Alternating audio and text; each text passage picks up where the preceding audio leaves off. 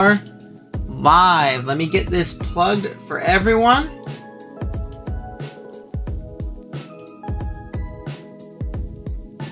BBR Season 9 Draft Stream Live. Look at that.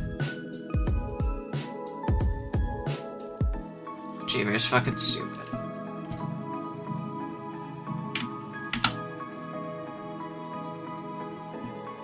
Stream time. There we go. Oh, I don't need to do that. At everyone. Bam! At 900 plus people, hell yeah we are. Take that, J-Ricky. What's up, Dashing? What's up, Pyro? How's it going, gang? At everyone in my server. Easy stuff. Oh, I'll plug in SPL too. Alright.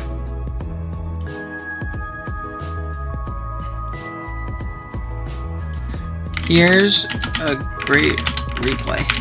Just loop this. No worries, bro. Sorry, I'm also communicating with Sunny as he works on my BBL retrospective, which will be fun. How's it going, guys?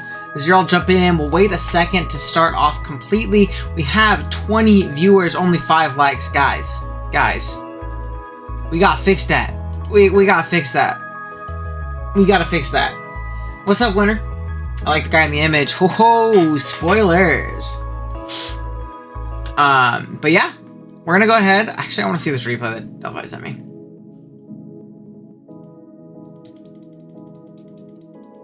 That was a Gen 8 saw. How many turns? 35. It's him just smoking. Okay, cool. But yeah, BBR draft stream time, guys. Hashtag I like, dude. Hashtag be like Noya is all I'm saying. Hashtag be like Noya. 31 viewers, 15 likes. I appreciate y'all. I hope you guys are excited for this season of the BBR. This is the first season in which we are the commissioner. My good friend Grandmaster D-Ray, the GOAT, passed on the keys to me. He's still playing. He's still an admin. But we're running it.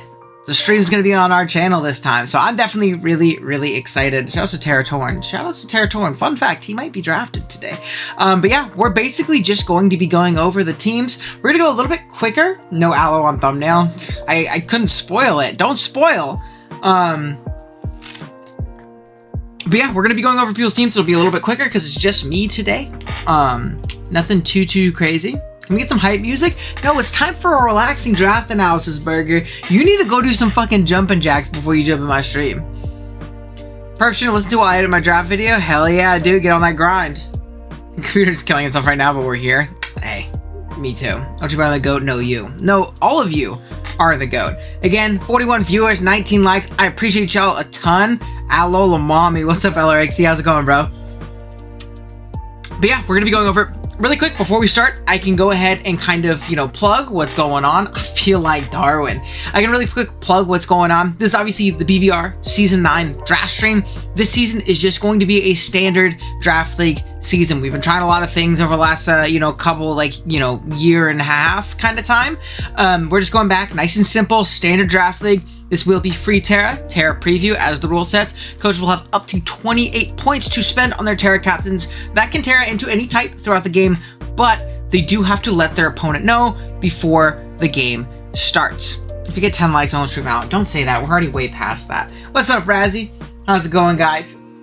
I have Aloe and Lou. Lou with healing wishes, but yeah, that is a great defensive core. We saw Uzi do great with it. Other than that, we have 16 coaches this season. I myself, unfortunately, am not one of the coaches, but what you can do is down in the description, you can check out all the coaches. Please go sub to every single one of them. They've already been uploading their draft analysis. There's some really fun ones. I know L5 did a rap for his, which is really cool, very Shaquaza reminiscent. If I have any draft old heads, or old head draft fans. And since he used to do something similar, but it's pretty heat. That's pretty heat. If the stream gets 20 likes, I will play a Wi-Fi.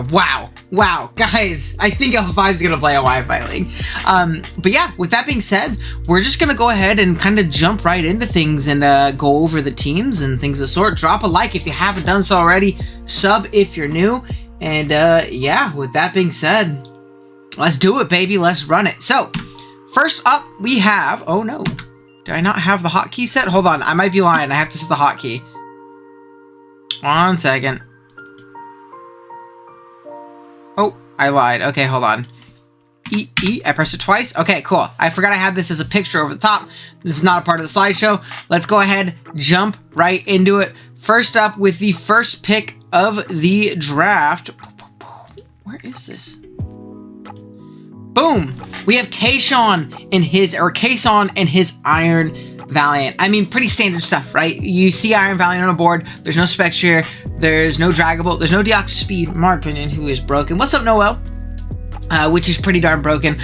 Iron Valiant makes a ton of sense. Great speed, great attacking stats for both sides.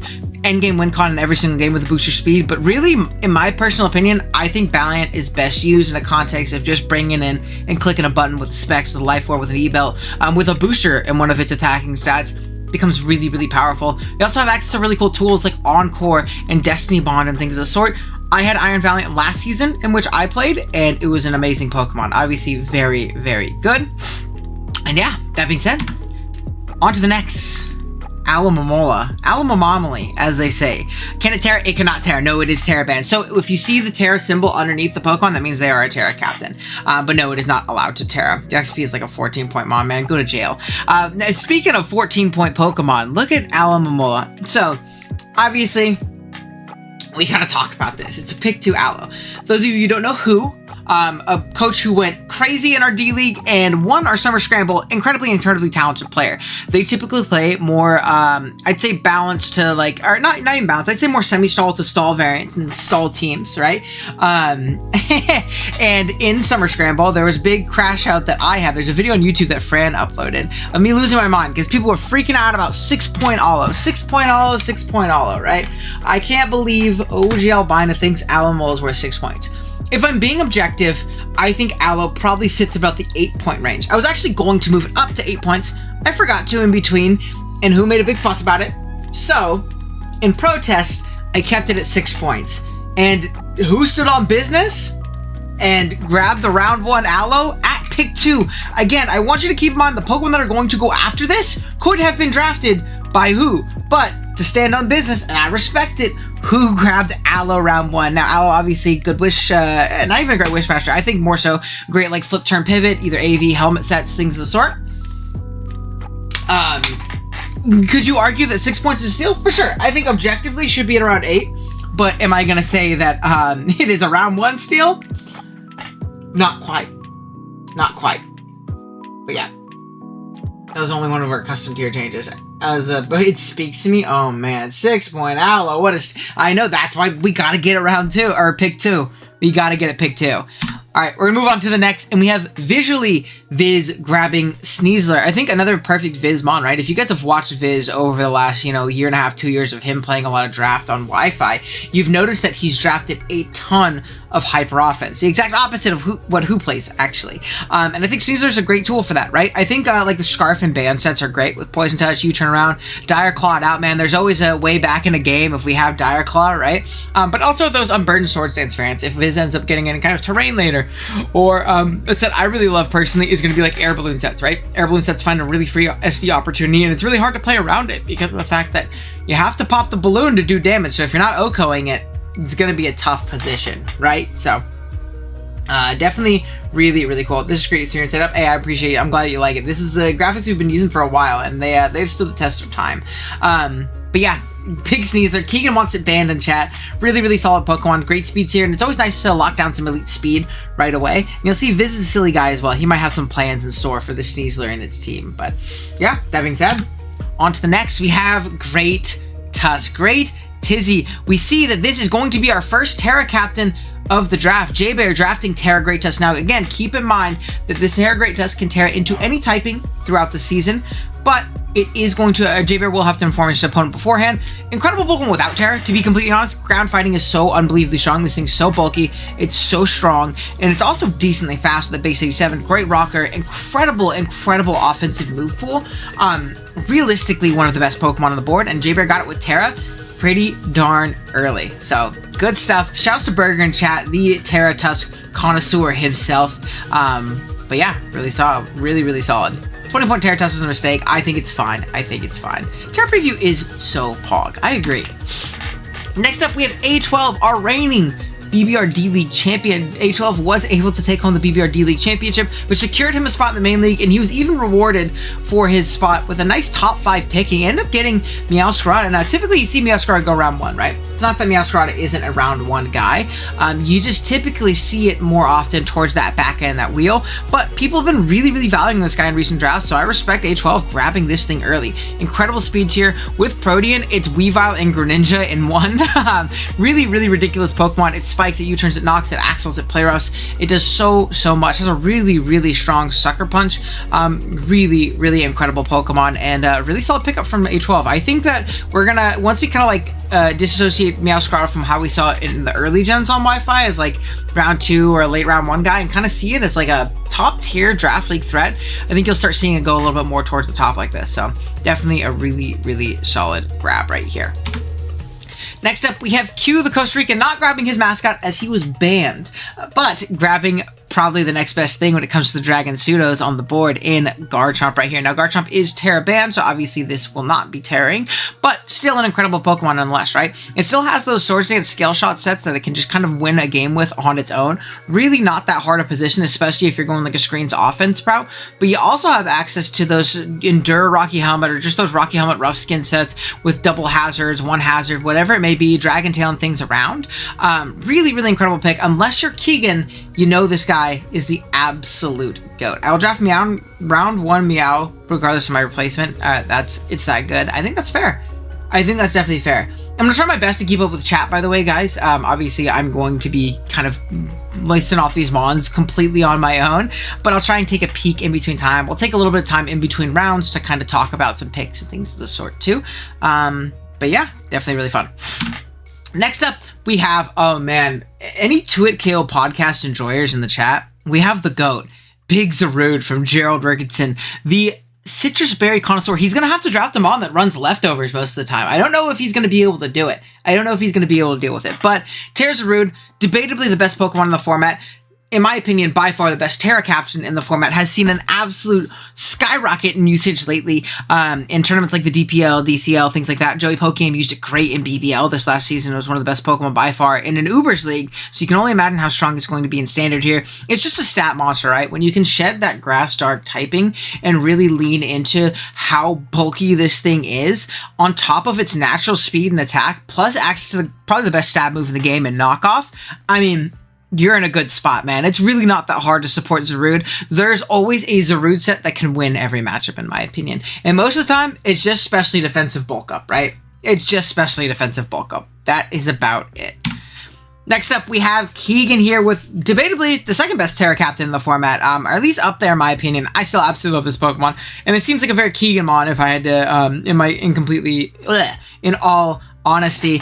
We have Tornadus Therian, best ability in the game, Regenerate, right? On top of an incredible speed stat, makes it great defensively in any one matchup if you want, but I really think Tornadus shines with Terra in those offensive matchups. Those Nasty Plot, Terra Electric, Fairy, whatever it may be sets, or those Choice Specs and Choice Band variants, when you can identify that your opponent doesn't have a resist to a specific typing, and you can just click Terra Blast or a move that you have in your arsenal already, because it has a great offensive arsenal, and you can kind of just break through that way, and still use your defensive ability and Regenerator to find multiple positions to do so, you're just going to be in a good spot. So definitely a really, really good pickup. The second best regen. Have you ever drafted in a league where Torn was the second regen mon drafted? I don't know if I have, especially not in Gen 9. I have never seen that in my life. By the way, guys, I really appreciate it. 70 whole viewers in the stream currently. Thank you all so much for the support and coming out and hanging out with me today. If you guys want to drop a like, hit 70 and 70. It makes more people come hang out and see these awesome drafts. So Terra Torntia is almost the price of 4 Alamomolas. Yeah, dude, look at that. And stronger when holding a choice. Man, you guys might be spitting. Is it actually stronger? I don't think it is. Next up, we have Dell and his BC Leos grabbing the other fast dark type starter Pokemon in Greninja. Really, really great Pokemon. Unless you ask A12, who thinks it is worse than Weavile. Don't worry, he will be Waffler of the Week here soon. But Greninja is incredible, right? We have the Protean option, right? Where we can click spikes and our crazy coverage move and gain stab and change type matchups and all that good stuff. But really the allure of Greninja, in my opinion, is going to be those Battle Bond variants. You pick a KO and you can just win the game very, very often. It puts your opponent in a really tough position a lot of times too, where they might want to just sack off a piece they have low in the back, or they might want to sack off the Pokemon that's in front of them, but they are so pressured to not let Greninja get a boost to its speed and attacking stats that they have to make these awkward pivots and switches around it. And I think that can be very, very valuable alongside some other hazards if you graft, some other spikers and things of the sort, which Dell can definitely do. So, really solid pickup from Dell. I'm a big fan of round 1 Greninja. Great on. A12 is right. Don't tell him to fight back. Move on 2025. That's what I'm saying. Next up, we have Emil, the defending BBR champion, drafting round 1 Charles Youth. This is also going to be Emil's Terra captain, making this Pokemon astronomically stronger with either a Terra Fire, which you'll typically see a lot of the time with just a Scarf or a Specs, or you'll see a Terra Dark, but you'll see more defensive typings as well. Ghost, Fairy, Poison, things of the sort, to either give to you that extra little Terra Blast coverage, right? I just watched a game today. It was like Davion versus Jarl in like an Ubers League that they're playing in, and it was Terra Poison Chi-Yu, and it made it really difficult for Davion to switch around that Chi-Yu when it could hit his Primarina super effectively. So Chi-Yu getting that extra coverage move can obviously be really nice in a lot of matchups. And if we're going more defensive, we can rock out with some, Flame Charge, Nasty Plot sets, maybe under some screens, something of the sort. So definitely really solid. And I think it's a good mon for Emil. So we'll see how Emil does here with his Chi-Yu in his championship title defense season. Next up, we have Jason grabbing Darkrai. Now, a lot of people will tell you Darkrai is bad because it is not as good as it was before. Those people are wrong. Objectively wrong. This also isn't Big Smogon, so we don't have Sleep Band. This guy can throw off really annoying hypnosises on free turns, as it does force a lot of switches because of its immense special attack, great speed, great natural bulk, to be honest with you, to either Nasty Plot or Calm Mind up, Will-O-Wisp or Thunder Wave, or Taunt, or get off those hypnosises. So triple status threat, which is always really annoying. And is overall just a really great Pokemon. It can use Dark Void LRXC, but Dark Void was super nerfed in Gen 7, I want to say, to where it is less accurate than Hypnosis. But it can. It was very good in D-League. Yeah, it's a great Pokemon. I think that like Draft League Hive Mind has gotten to people again, where it's worse than it was before, therefore it's bad. And I think that's silly. I think it's an incredible Pokemon. It is really freaking good. So, and also as I mentioned, Drip, yeah, it is like an Aura farm of a Pokemon. Fits the vibe of the Minnesota Lycan Wolves. Oh, yes sir. Alright, this one was fucking stupid Gen 6 Ubers, yeah. I mean, they nerfed it because of Spherical, which was silly because they also made it to where you can learn Dark Void. I don't know. Silly, but hey, what are you gonna do? Darkrai's great. The coverage strength and speed is annoying, yeah. Wide Lens Hypnosis, it's a viable set. Next up, we have Thomas drafting yet another Terra captain here in Terra Annihilape. I'd also like to keep in mind not every Pokemon was allowed to Terra. Pokemon like Darkrai, Iron Valiant, Garchomp, once we mentioned before, they weren't Terra because they weren't allowed to Terra. I'm sure they would have been otherwise. But Thomas grabbing Terra Annihilape so that Daniel could not get it at the back wheel. So can we all get some hype for Thomas in the chat, some emotes, something. D-Ray is not going to butcher Annihilape. Can we get, we're gonna get some hype in the chat for Big Thomas right here, saving Annihilape. I'm sure Annihilape is excited too. Obviously, this thing is really lethal with those bulk up plus a defensive Terra type, whether it be Poison, Steel, Water, Fairy, all the defensive options you can go to bulk up, B-Max Spadef, boost its Rage Fist, and clean through games. But something I think is really good about Annihilape that a lot more people need to kind of explore is those Terra Ghost, either Choice Scarf or Assault Vest variants, boosting up your Rage Fist and just being strong offensively. If we don't have the turns and opportunity to set up bulk ups, we can just break through offensively. This Pokemon's naturally strong, it's naturally fast. Great Pokemon for sure. So good pickup from Thomas. I know D-Ray's crying in the club right now. Didn't get his guy. His guy in Scramble is good. Also lost one yesterday. Yeah, it is so easy to lose to it.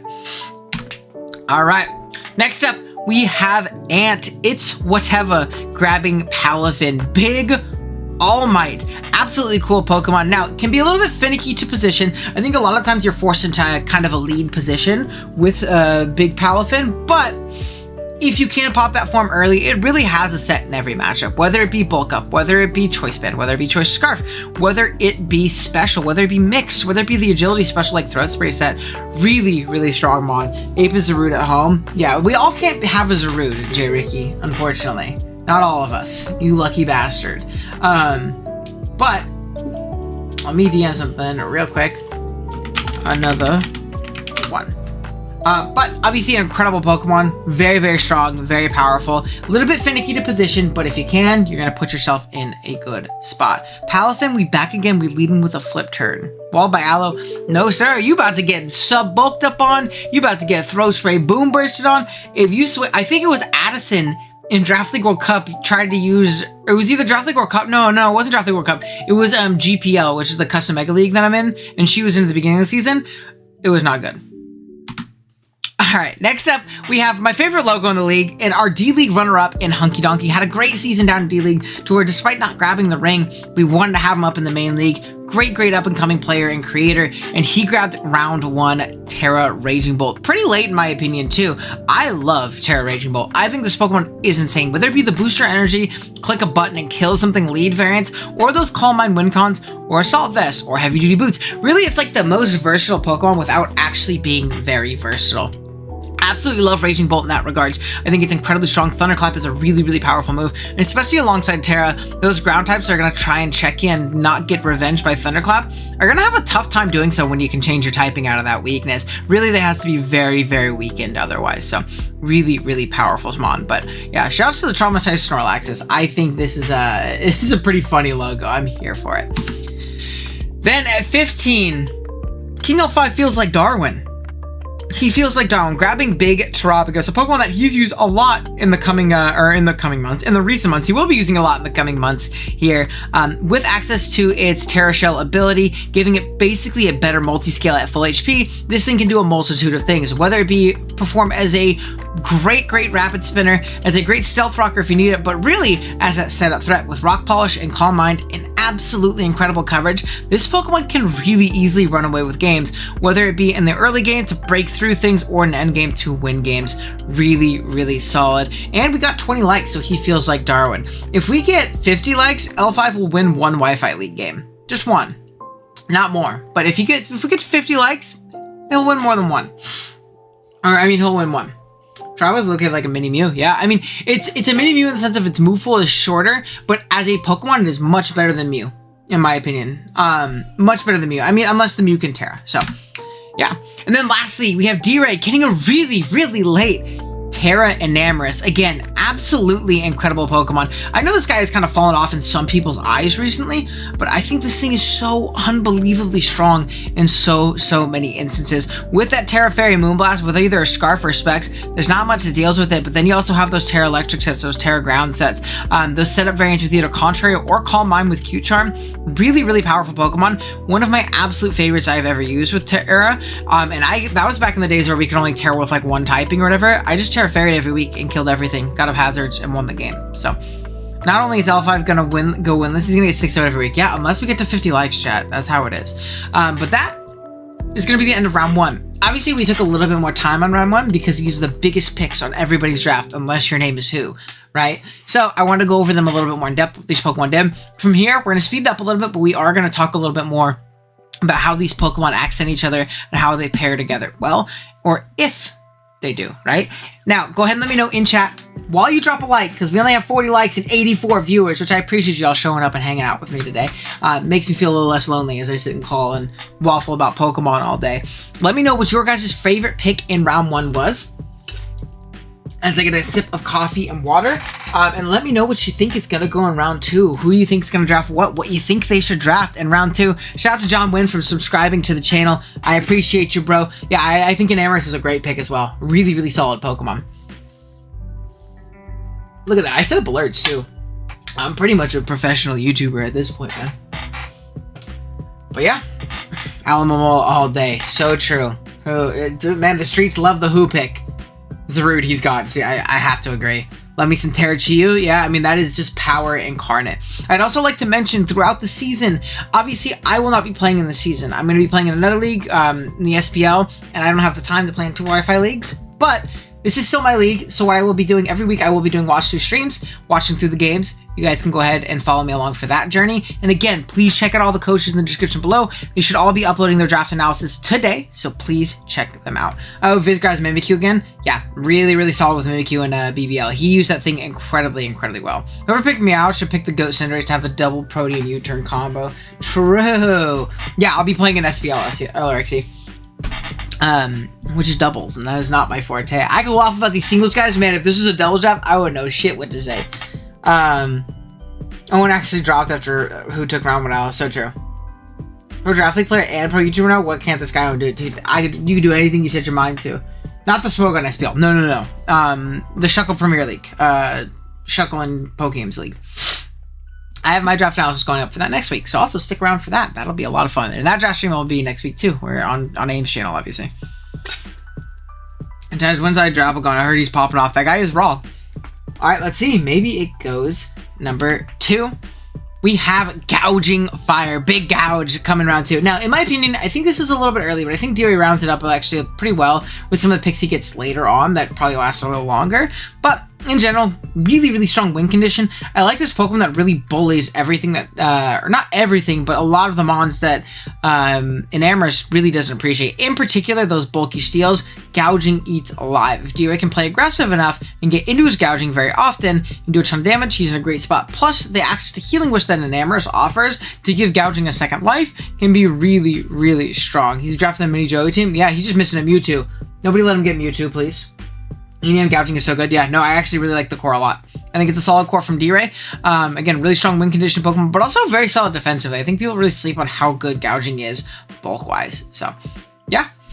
Next up, we have L5 drafting Landorus Therian. The Draft League GOAT, he might not be at the same power level as he was before, but I think this guy is incredibly slept on in this generation. Sure, we can't Knock Off anymore. Sure, we can't Toxic anymore. Sure, we can't Rock Polish anymore. Sure, we can't Explosion anymore. However, we can do what Landorus does best, Rock and U-turn. Really well. Gives him a great physically defensive pivot, great pivot getting into his Terapagos. Also beats down normal resist and rocks and steals. That Terapagos really does not appreciate wanting to click Terra Starstorm the entire game. And again, getting a really solid rocker so that Terapagos really never feels pressured into running that variant in his games is going to put him in a really good position. So really solid stuff here from L5. I like the Landorus a lot. Good value pick. Then we have Weavile. 13 points. Maybe we were wrong. Maybe A12 was right, and this guy is the GOAT. Now, I think this is a little early for Weavile, personally. I think Weavile has fallen off a cliff this generation. However, it is still a very strong Pokemon.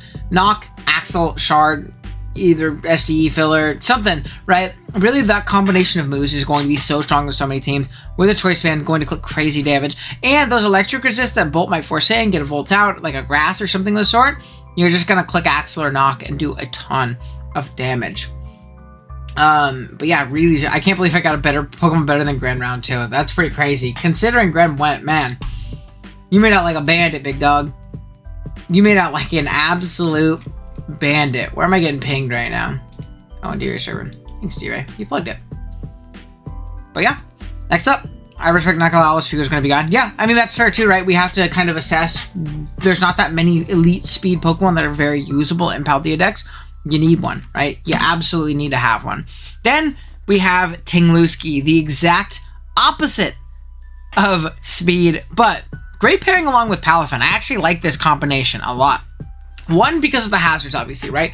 Finn loves rocks and spikes just being set up all over the field so that it can come in and 2-hit KO and OHKO everything on the field. But something else I actually like about Tinglu is a lot of Pokemon that defensively check Palafin might feel pressured to switch into Tinglu, as even though Tinglu isn't a more offensively inclined Pokemon, its stats are really annoying to switch into. And if you're forcing in those grasses to come in and take a hit from Tinglu, whether it be even just those resisted earthquakes or more than likely ruinations plus hazards, it's really going to open up Palafin's day and make it a lot nicer. And I think Tinglu's just obviously an incredible Pokemon, something that gives you a catch one check to like really anything going in the game. You check some fighting types, you check some fairy types, right? On your own. You throw a resist berry on something, it just isn't 2-hit KO by anything. So really solid pickup by Ant here. I like it a lot with the Palafin.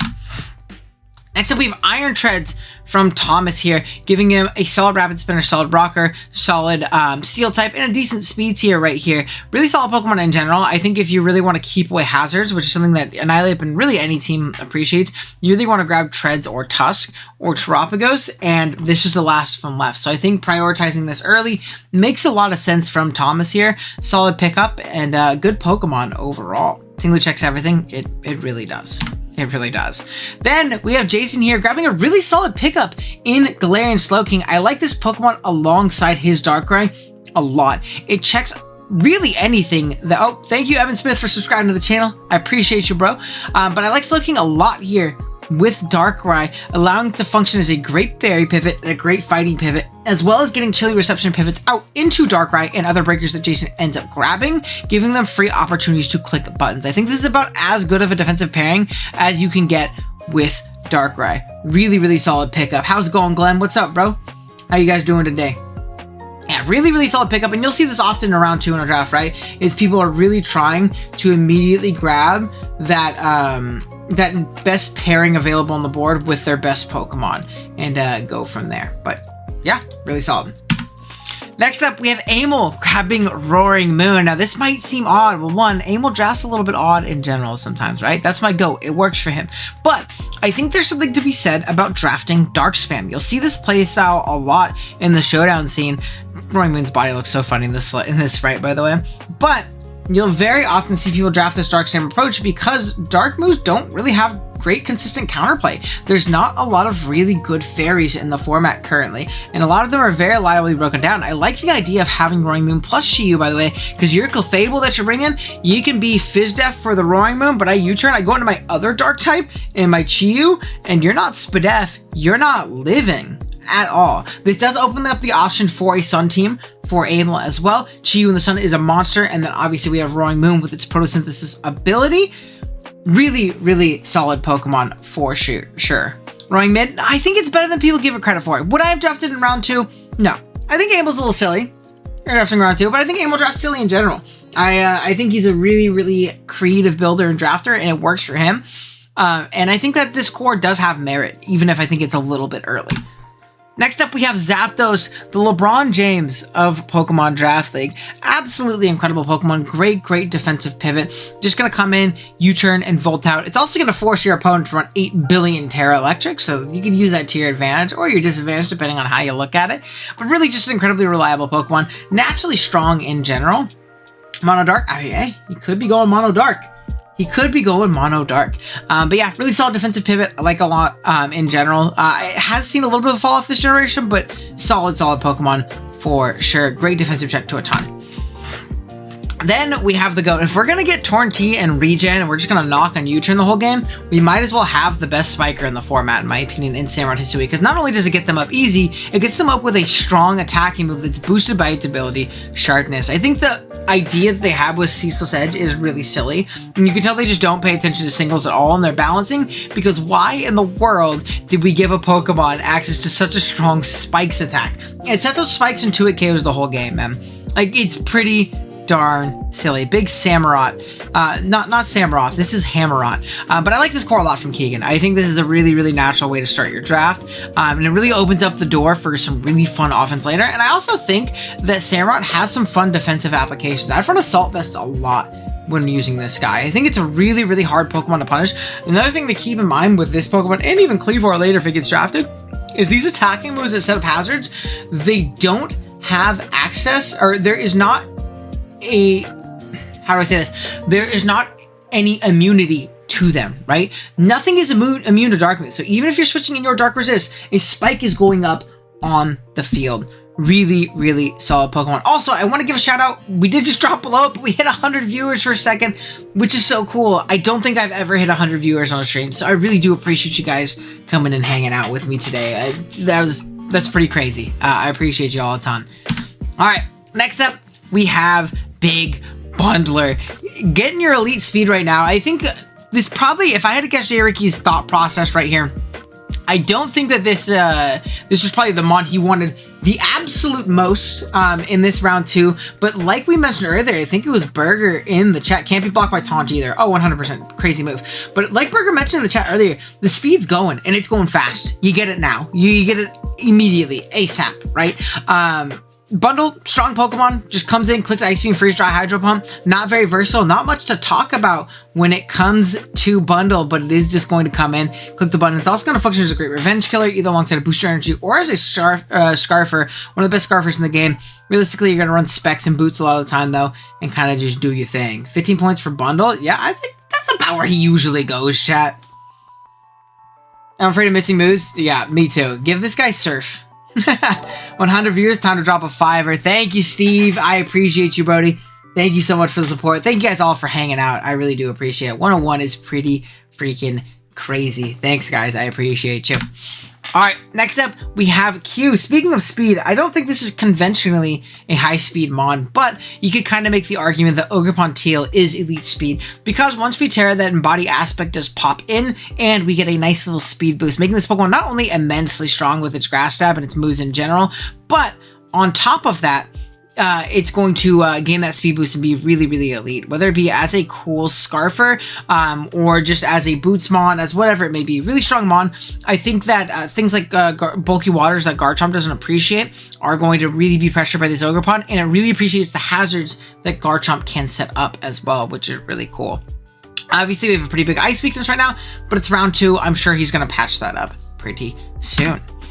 Next up, speaking of Ogerpon, we got another one, and another Terra Ogerpon and A12's Ogerpon Wellspring. Again, another incredible Pokemon here. Once it gets that Spadef boost, it's really hard to take down, and those Ivy Cudgels become ridiculously powerful. Whether it be Swords Dance Trailblaze sets, whether it be Spike sets, whether it be U-turning variants, this Pokemon is really difficult to deal with. And again, forms a really solid U-turn core with that Meowscarada. Again, I don't want you to think of everything as like, 2 grass types, blah, blah, blah. These Pokemon are both very strong, and I wouldn't even count Meowscarada as a conventional grass type, and I wouldn't even count Ogerpon as a conventional grass type when it Terras. So we still have the potential of not having any grass types on our team, right?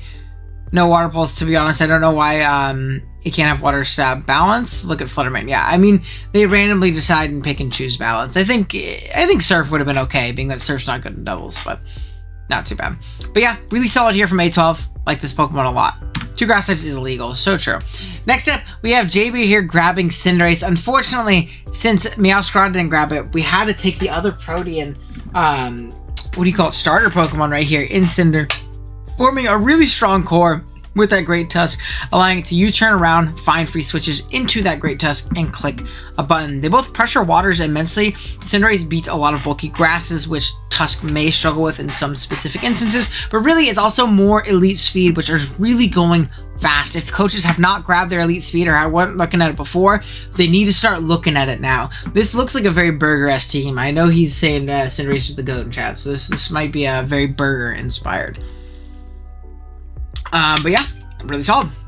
Next up, we have Viz grafting Ursaluna Blood Moon right here. Viz obviously used Ursaluna regular in BBL last season with Terra to great effect. Really used it well. This can't Terra because this guy would be really broken with Terra, but is really strong nonetheless. I also really like the aspect of Sneasler, you turning out on those poisons and getting into Ursaluna Blood Moon just to click a button for free. As none of them really threaten Ursaluna in the slightest, to be completely honest with you. Really strong Mon with either like a Specs or an AV or whatever it may be, but it can also calm mind and just win the game with some really crazy defenses. VGC Reg H team? Yep, VGC Reg H team for sure. We're gonna Dire Claw some people and kill some guys with the bear. This is the bear man, yeah. Is Sneasler a bear? I know you're referring to the 2 Ursalunas, but I don't think he's a bear. Then we have Who drafting Terra Hydrapple, a Pokemon that has seen a big come up, thankfully, in part on the Wi-Fi scene, in my opinion, kind of thanks to A12, but we've also seen a ton of people in Draft League World Cup using it with Regenerator. And again, it's kind of like Zarude in the sense of like a bulky grass type with crazy stat total. That's what Hydrapple is, but with Regenerator and some really strong moves like the silly ass Fickle Beam, which I think is a really funny move in general. This thing becomes really difficult to switch into, really difficult to kill, and forms a nice little Regenerator core with that Alomomola. Like we said before, Who typically leans more on the side of Semi-Stall, and I think he's kind of getting towards that point right now. Then to round out round 2, we have Big Iron Hands. This is going to be Kayshawn's Terra Captain. We've seen a lot more Terra Iron Hands lately, in my opinion, and I think it's pretty cool. Again, a Pokemon that's really solid natural defensive typing, but we can Terra out of those bad matchups and make ourselves a great catch-on check to whatever we want to be completely honest with you, which I think is pretty cool. And I think Terra Hands also opens up the possibility for Kayshawn to have another solid mid-tier Terra Captain that's going to use a little bit more offensively, right? So I like this aspect a lot. Iron Hands is one of my favorite Pokemon to draft in general. What's up, Viz? And yeah, just an overall great Pokemon, right? So solid pickup from Kayshawn here. I'm here for it. That is going to be the end of round 2. More water for me. I forgot how much you talk when you just do these draft streams alone, all regen team. I wonder if there's enough Pokemon to do that. Let me know what your guys' favorite pick of round 2 was. Let me know what you want to see next round, if anything else is going to get picked up. Or what you want to see get picked up by who. And I guess by who in general, but also who the coach, right? I'm going to have to get that. Once you draft some Pincurchin, true, the E-Terrain team. Hydrate, chat, true. Hydration break. Big hydration break. I'm like Delvis in the water and my coffee. I drop a favorite round 2 big. There you go. There you go. Yeah, definitely a hype one. Definitely a hype one for sure. Again, remember, all the coaches are down in the description below. Please go check them out. They're all going to be dropping content. They all have draft analysis coming out today. You can all hang out. This is a live draft. True. Well, that's why we needed everybody to give advice to the coaches who are drafting right now. J. Ricky, don't spoil your draft plan. This is all happening live. But yeah, that being said, let's jump right into round 3. Starting out with Kayshawn again with his Iron Crown. Full Iron. I mean, it looks like people are going for themes. I don't know if this was deliberate, but really cool. I would have loved to see this with Terra, and I think that's something that maybe Kayshawn could experiment with or look into later in the season, making some transactions. I love Terra Iron Crown. I think it's a great Mickey Mon, but it's also great at kind of catch-one checking a ton of things with a solid defensive Terra type and an Assault Vest or something of the sorts. But solid setup threat, solid AV guy, volts around, really fun mon. But yeah, we're kind of going with that full future, full Iron team, maybe full Iron plus Pincurchin, who knows? But yeah, it'd be pretty silly. Next up, we have the Iron Boulder. So if you did plan on grabbing Iron Boulder for his full Iron team, not an option anymore. Now, we do see that this is a non-Terra Iron Boulder. Not something you typically think of when you see Iron Boulder, or you don't typically see Iron Boulder not go Terra, as I don't think it's great without it. But again, I remember during the draft who was kind of like, oh shit, there's no speed. And even when you're drafting these bulky stall type teams, you need to have some sort of elite natural speed in some way, shape, and form. And this was just about all that was left. So we have the non-Terra Boulder here, which is a little bit tough, but not the end of the world. Solid Pokemon, solid speed tier, can SD and win some games, revenge kill some stuff. But yeah, Theodore Money just threw up in his mouth. Yeah, Theodore Money is that is Draft League. That is a stall Jesus, you know.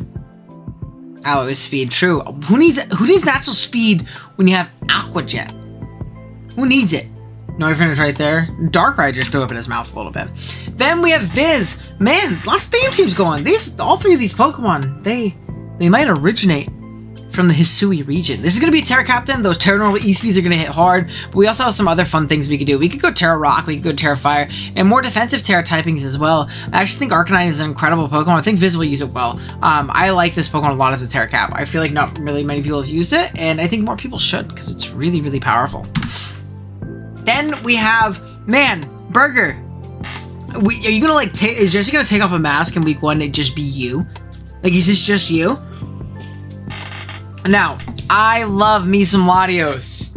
I love me some Latios.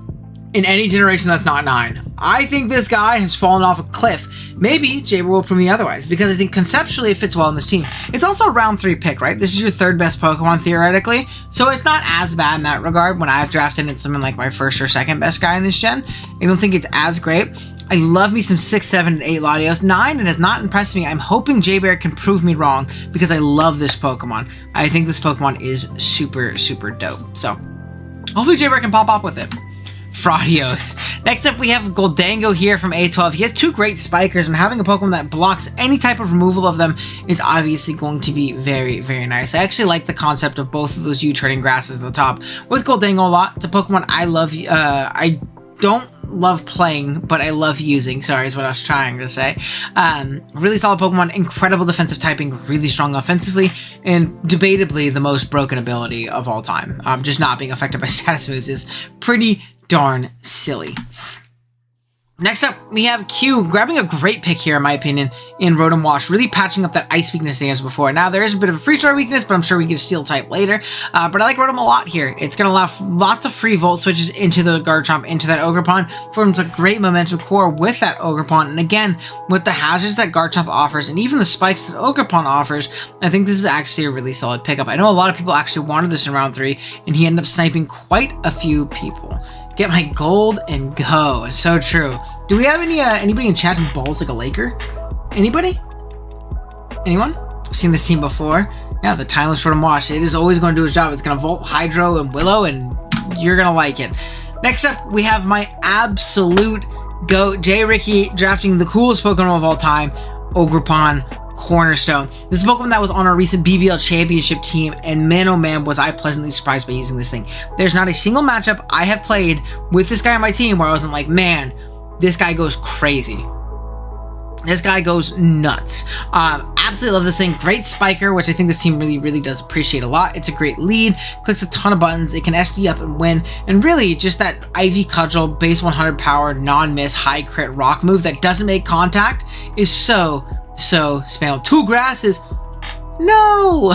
Not 2 of the same typing. No! Yeah, 2KO podcast fans will know. This is 2 certified absolute favorites of the hosts. But yeah, really solid mod. Next up, we have Archaludon here going in round 3. A Pokemon that I'd love to see used a little bit more. I like this thing a lot with Terra when I had it in the BBT tour.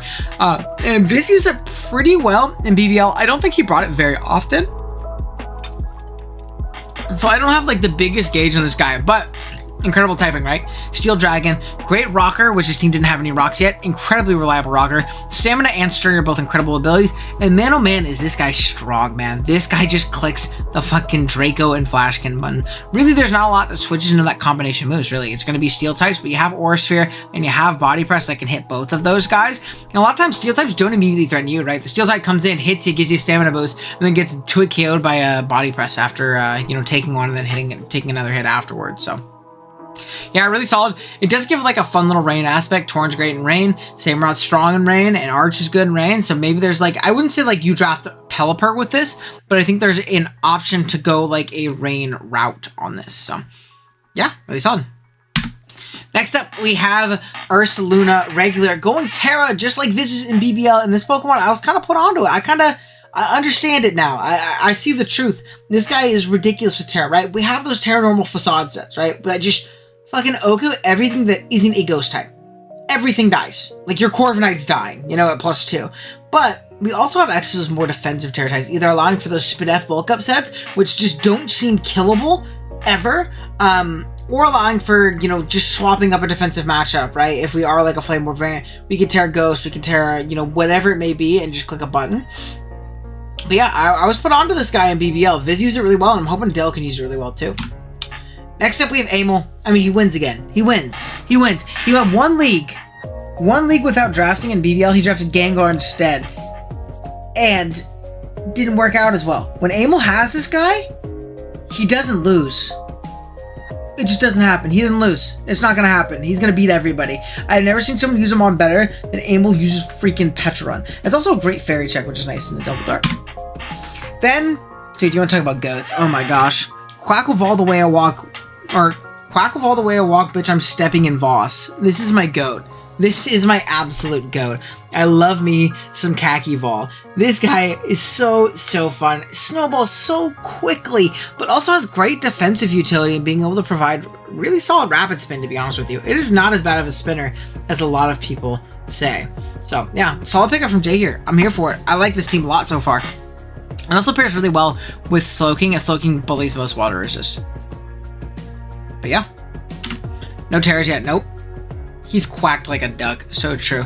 Next up, we have Thomas here grabbing Latias. I like Latias Healing Wish alongside Annihilate a lot, because if we use it a lot early in the early game, take a ton of hits, get Rage Push boosts, get some KOs, they're like, finally, I've killed Annihilate. I've taken him down.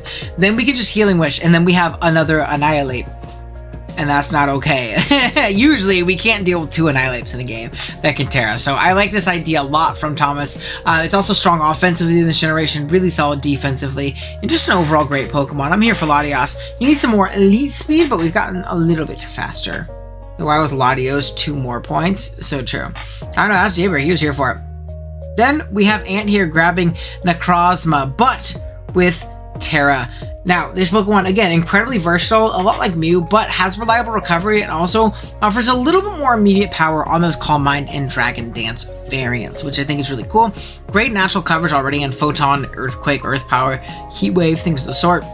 Knockoff, Stone Edge, but we gain access to moves like, Terra Blast Fairy and things of the sort to really start breaking through some teams and doing some crazy damage with this guy. So, big Necro fan. This guy is broken. Next up, we have Urshifu Rapid Strike. Unfortunately, not tearing. Now, obviously, I understand you get Rage Bolt, you tear it. I think Urshifu Rapid is much, much better with Terra, but that doesn't mean it's bad without so. I think most of the time you're going to use this a little bit more as a facilitator or scarfer. You turn around, get into your Bolt, get into your Weavile, and do some damn damage. I think the Weavile and Urshifu combination, both of them are kind of checked by similar Pokemon a lot of the time, so we're going to see a lot more, we're going to see these Pokemon kind of, what do you call it? Oh my gosh, why am I blanking? We're going to see them accent each other very, very well, and since that they're both going to kind of break down each other's checks, force them low so the other one can win.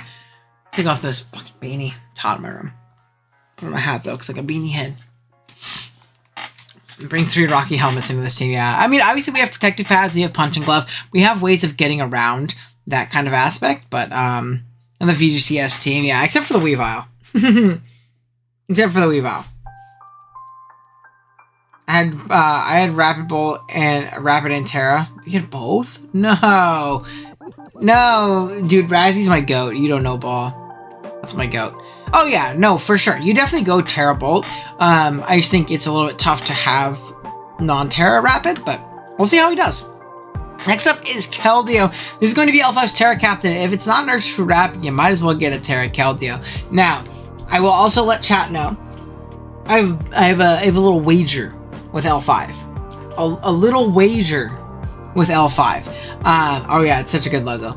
If L5 in this 8-game season, this does not include playoffs, if L5 in this 8-game season can get more than 20 kills, I will be donating, I think it's 5 members to his channel. Not only me, I saw a bunch of people in the server up the ante to 10, 15, it might even be up to 20. So L5 is going to be a PSA to all of his opponents trying to win with Keldeo every week.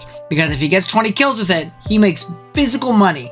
And that's pretty big, So, we'll see how it ends up going. But I think this one's going to be really cool, right? If the logic is like if Terra Rapid Shifu is good, Keldeo also has to be good with Terra, right? It's faster, it's pretty damn strong, it can Calm Mind, has solid Vacuum Wave coverage, and can really, really be absolutely terrifying. So, make it 30.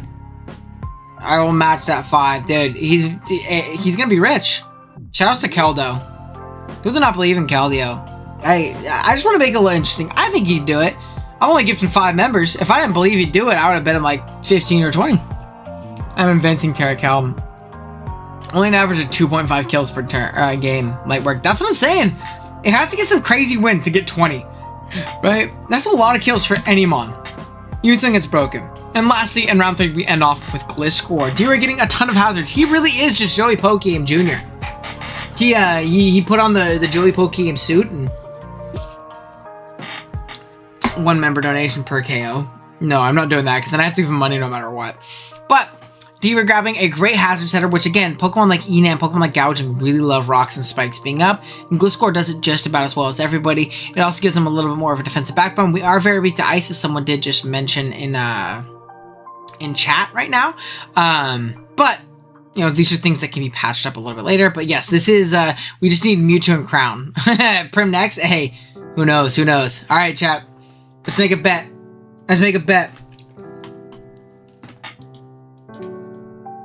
Will next round Avalugg next, Avalugg. Will next round be a Pokemon? Let's see. Let's see. Yes or no? If you don't get it right, all of you will be $10,000. Is there going to be a Pokemon? D-Ray Aim. True. Is this an Amon or is this not an Amon? I'll give you a couple seconds. Also, let me know in the chat what your favorite picks this round were. Again, we're going to kind of start speeding it up more and more as we go throughout, as the less impactful picks start coming along as we go into the middle portion of the draft. Keep in mind, coaches are required to draft 9 to 11 Pokemon, so not every team will have the same amount. Engagement farm, so true. Alright, we're going to end it when we get to 20. Ending poll, we see a yes.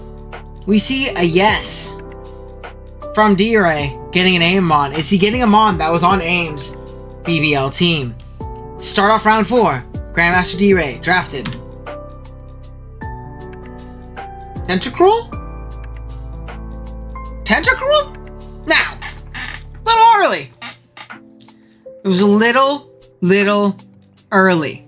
However, it does give D-Ray something very important. 2 things very important. It gives him an Ice Resist, a solid one, and it gives him Rapid Spin. Team's very weak to opposing hazards, right? Gouging doesn't roll on boots all the time. Neither does Enam. Getting something that can reliably spin is pretty nice. I know L5 thinks this Pokemon is everything wrong with society.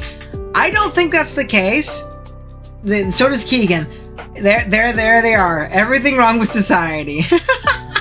But I do think that Tentacruel is a lot better than people give it credit for. Do I think round 4 was incredibly early? Yes, but maybe he didn't think it was coming back to him is another thing we have to keep in mind, right? If we don't think it's coming back to us, we're at the bottom end of the draft, there's a real chance it does not come back. So, just things to keep in mind. Avalugg was not the play, chat. Primarina in a squid suit. I know Jay Ricky was crying. See, it was going to go then, right? We were going to get sniped. Could have gotten Avalugg for Ice Resist plus spin. Yeah, not in round 4.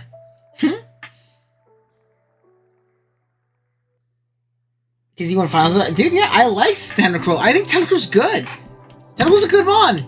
Next up, we have L5. Drafting fucking Oras. Let's make fun of someone else. L5. L5 drafted Clefable. Very cheap Clefable, right? Seen a little bit of a fall off the generation, but Clef still does Clef things. I think it's much better used when used offensively. I like the Healing Wish aspect with Terapagos, right? Again, I'm always going to kind of go crazy on the Healing Wish aspect. I was probably scooping it up, not going to lie. Yeah, there you go. But L5 with his Oras team is literally Oras plus Terapagos. We'll see if this trend continues, but I think that's pretty funny. He's just old, yeah, he is very old. Next up, we have Donphan going in round 4. 1-2 turn Donphan, the 2-pump jump Donphan himself. Again, trying to grab some reliable spin. I wouldn't say it's the most reliable. I think it's definitely been kind of exploited in recent days from what I've seen personally, but still a solid Pokemon. Again, maybe early, but you have to keep in mind these draft positions where we're at. Hunky basically has to wait 2 rounds to draft again, so if this is the only spinner we see on the board, and we want something to go along with our Weavile, this is the option. No, Donphan Rain! Where's the Mega Guard? True. Next up. Aw, shit. Did I run out of room? Might have to redo this real quick. Give me 1 sec. Very fixable, don't worry, guys. Very fixable. Sometimes you just, like, run out of room in these. So give me 1 moment.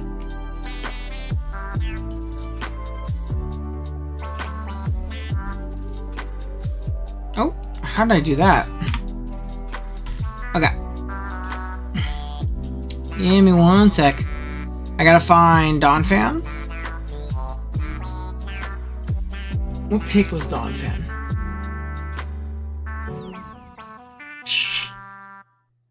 $52. Okay. So we're gonna add a new image slideshow. We're kind of just working out the kinks. I don't know why it does this to where like you can't just like do all of them. Add a new slideshow. Slide. Manual.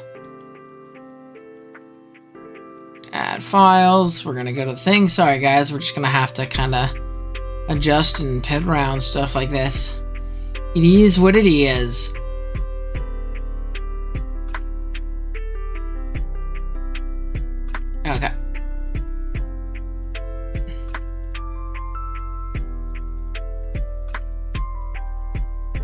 Oh my gosh. Hold on. Ugh. Okay, hold on. We got this. We got this. Unlucky occasion. I can't believe you got Valiant so late. Okay, where... There's this guy. So we're gonna add this. Okay, so you see the next pick. Sorry, chat. I would love to have this not be scuffed, but it wouldn't be an OGL buying a stream otherwise, right?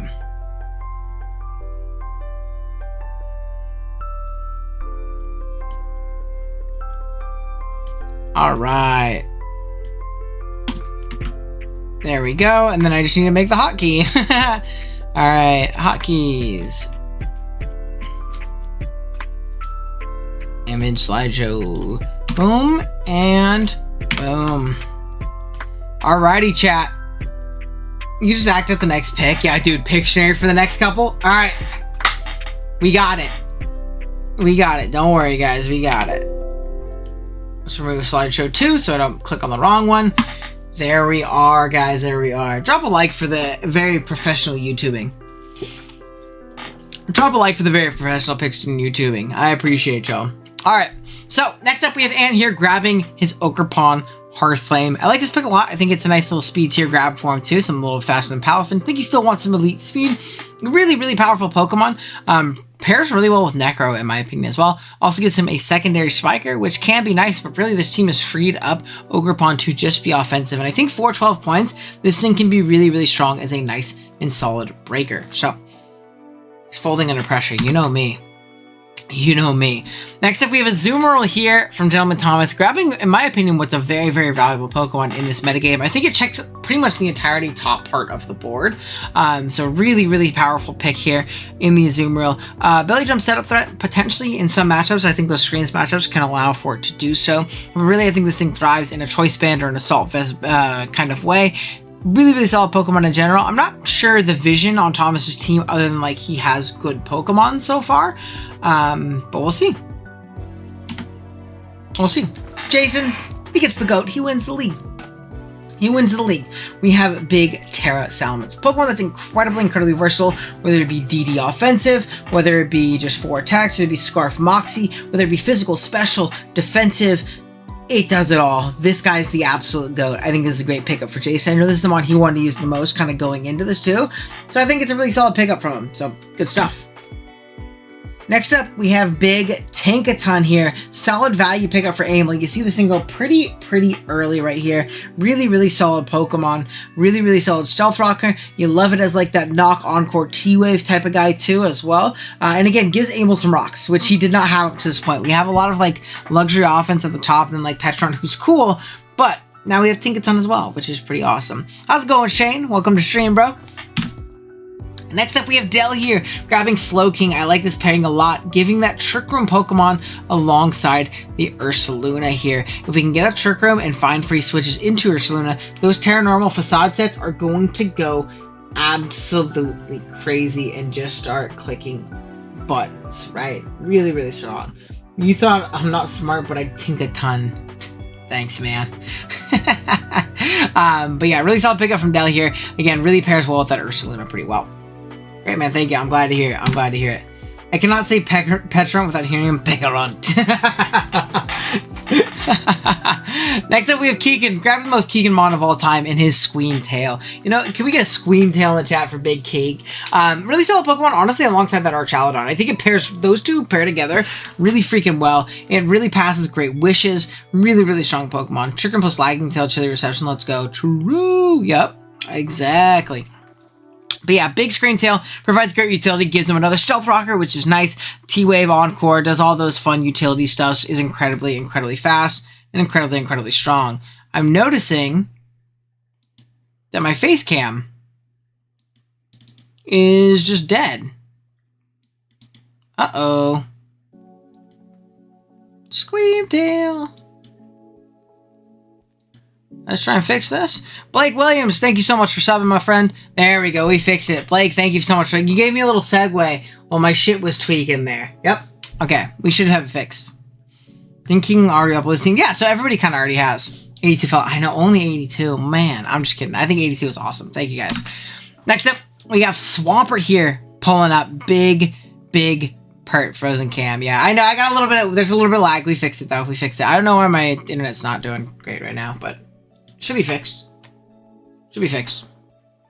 Next up, we have Swampert here from J. Ricky, getting him another great Stellar Rocker, another great means of momentum. Look at this team. I mean, Zaru gets U-turn, doesn't click it very often because he likes to kind of be the win con guy, but really everything on his team can grab momentum in either U-turn or flip turn, which is pretty cool. Another solid rocker, or not another solid rocker, a solid rocker, which he did not have access to up to this point. And I really like Pert in this gen an absolute ton. It has a great knockoff spreader as well. Between rocks and knock, it kind of just flip turns around the entire game afterwards. Yeah, dude. Oh no, chat. Duplicate typings. Boo. But yeah, really solid. It would be wise to draft Squeamtail, but I'll keep it for myself though. So true, we love Squeamtail. Then we have Q drafting a really early Terra Slowbo Galar, but he really wanted his second Terra Captain. He said, this is the guy I want with my Ogre Pawn, and honestly, I can kind of see why. I understand it, right?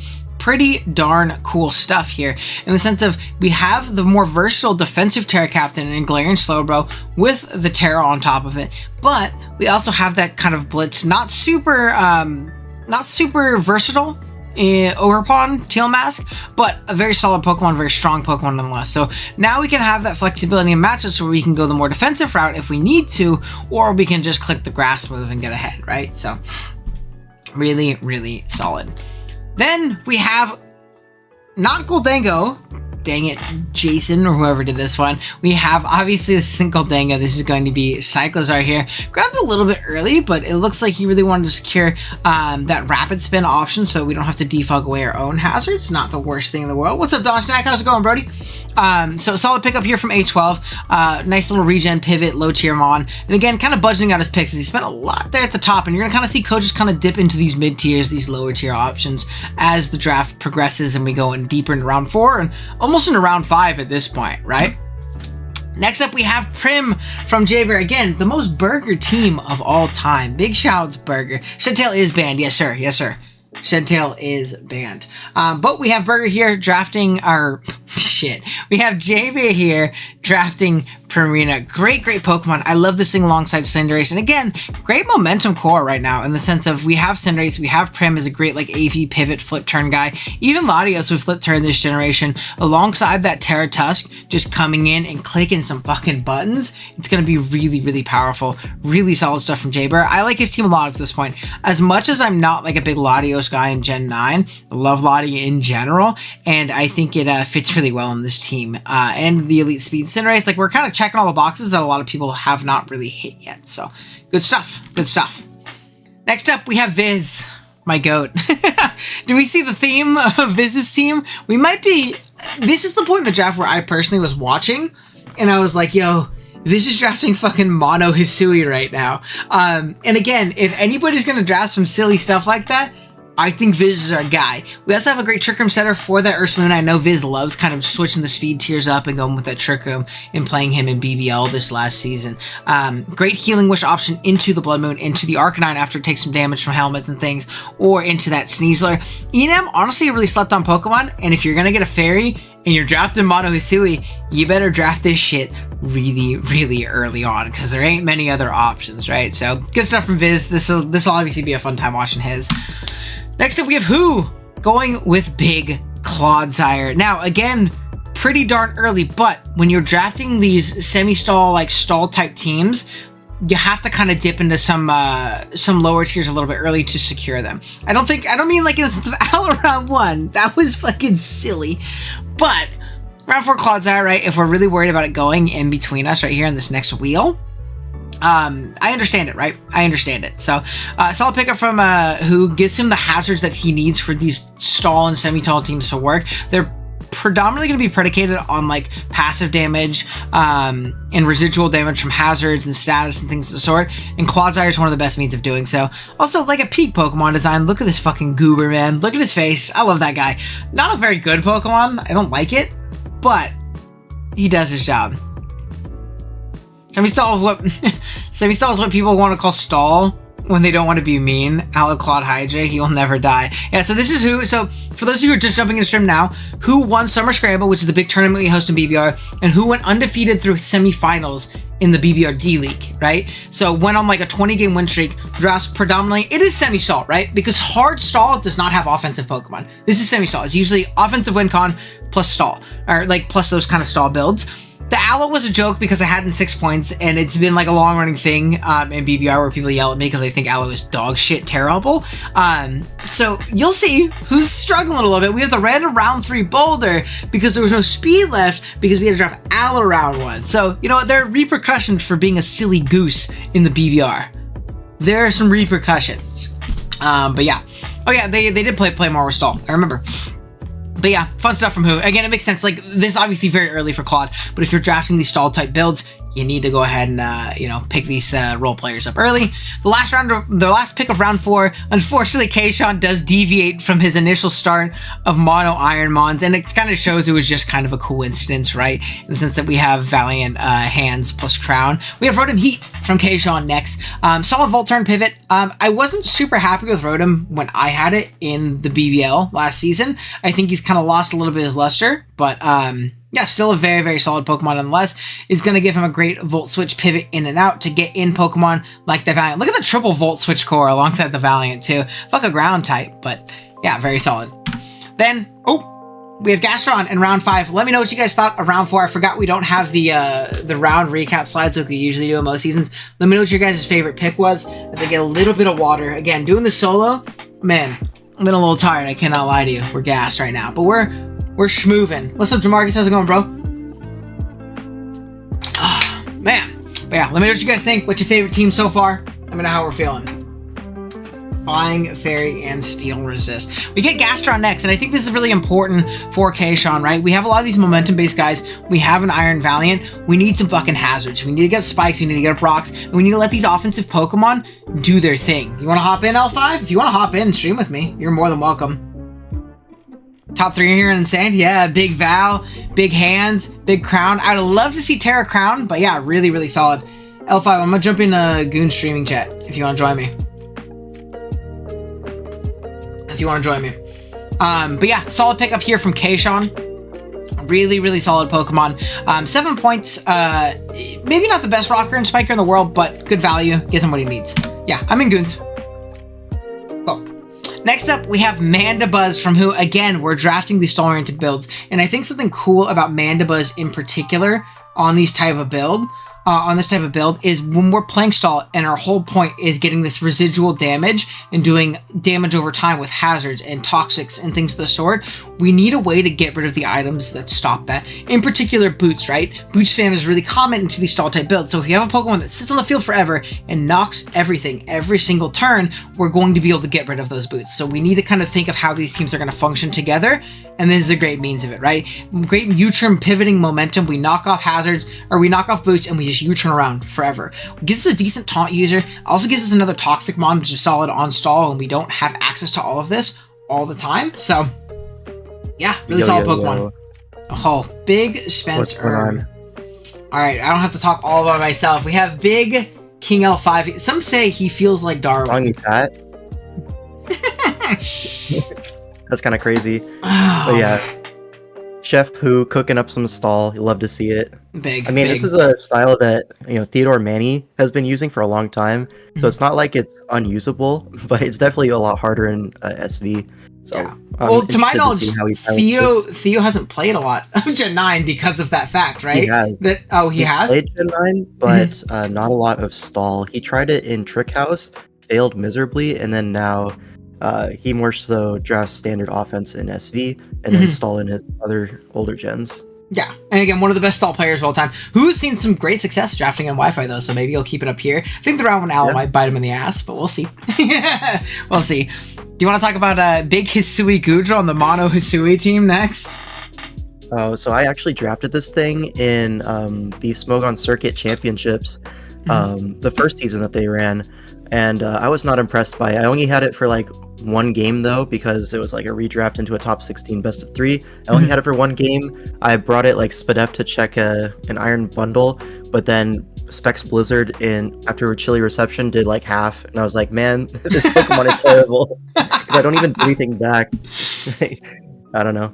It's cool, I think being a steel type that doesn't rock is a little tough, and being a steel type that doesn't resist ice, like you said, is a little tough, especially for this team right now where ice resist is Arcanine Hisui before it Terras. Now, obviously, you kind of have to take what you can get when you're drafting Mono Hisui, right? Like, it's a team. Yeah, that's, you know, like you're not going to get the perfect pick for every time, right? So that's what we saw in my head. I remember when he drafted, I was like, why the fuck are we drafting round 4 ENAMT? And then I was like, damn. You want that fairy type? You better draft ENAMT and hope it doesn't get taken. Yeah. So I understand it. I get it, right? If you're gonna draft steel type, this is what you're getting. So you better draft it now. Next up, speaking of field types that are pretty darn good, and honestly has kind of seemed like a little bit of a come up again recently. We have Jirachi here from JBear, using a lot of his budget, by the way. He has no points left at all, but I like the Healing Wish option. Again, I always kind of harp on Healing Wish being good, blah, blah, blah, but having that Tusk twice, having Prim twice, having Latios or Cinderace twice is always great. This also gives him another rocker that's not Great Tusk, which is really nice, kind of freeing that guy up from ever having to run that role if you don't want it to. In 2 ways, this is going to be a much more utility-based Rachi, I think, on this squad, but I think it's a great pickup from JBear. Yeah, I really like Jirachi this gen. Just the steel type. It's really nice.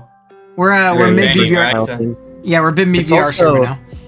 I think Jirachi and Latios are the two, like, bar none best screen setters in the tier, just because they have screens plus Healing Wish into Terra Great Tusk, stuff like that. It's really, really powerful. I really like that combination. I'm clicking bulk up with my booster and winning the game, right? Exactly. Like, really, really strong. Defensive Terra, somebody some Terra to make Great Tusk speed less average. Oh, 100%, yeah. Again, great utility on this gen. It's weird, because I feel like Jirachi, I don't know, I hated Jirachi in Gen 8. I did not use it very often, and when I did, I wasn't super impressed. But I think it's been really good. I think its strengths really play to Gen 9, for sure. Next up, we have Big Landoi, a Pokemon that really does give A12 that, like, strong breaker. And again, if we have Pokemon like Meow clicking U-turn, we have Pokemon like even Cyclizar clicking U-turn, Ogre clicking U-turn, Landorus is going to come in and kind of just click a button. Solid, like, middling speed tier 2, giving him that mon around 100 that's not just like his Ogre and his Meow. Also gives him a rocker, which he didn't have up to this point. And while in past gens, I'd kind of be like, I don't know if we want to rock with our Landoi. Shit, you can't rock polish anymore. You might as well rock stealth rock with your Landoi, right? So I think this is a pretty solid pickup from A12. You just need Earth Power, you just need Slush Bomb for the grass, then you can have U-turn if you want, then fourth can really easily be Stealth Rock. For sure. Oh, 100%. Or Toasty too if you want on his switches. Yeah, and you can run those Nasty Plots. I remember one time I ran like Nasty Plot Salic, like super bulky, and like kind of like a pseudo Rock Polish. Obviously that's not going to work in every matchup, but there's like ways of getting around it. But yeah, so really solid from A12, looking to defend his championship this season. Next up, we have Q grabbing my GOAT, Heatran. I'll gas up Heatran to the edge of the earth. What do you guys think of Heatran in Gen 9? I think it's great on this team, too. I think getting, like, a really, really solid Ice Resist alongside that Rotom, another solid Rocker, and again, just kind of something to accent that Garchomp and that Ogerpon really well. I think this Pokemon's awesome, especially offensively this gen. So let's clear this up. I love Heatran. He's so good. But no! You do not draft Heatran for defensive purposes ever. It's an offensive fire, and that's it. It's very good at it. But that's my philosophy with Heatran. It almost exclusively should be drafted with double steal. That's just what I think.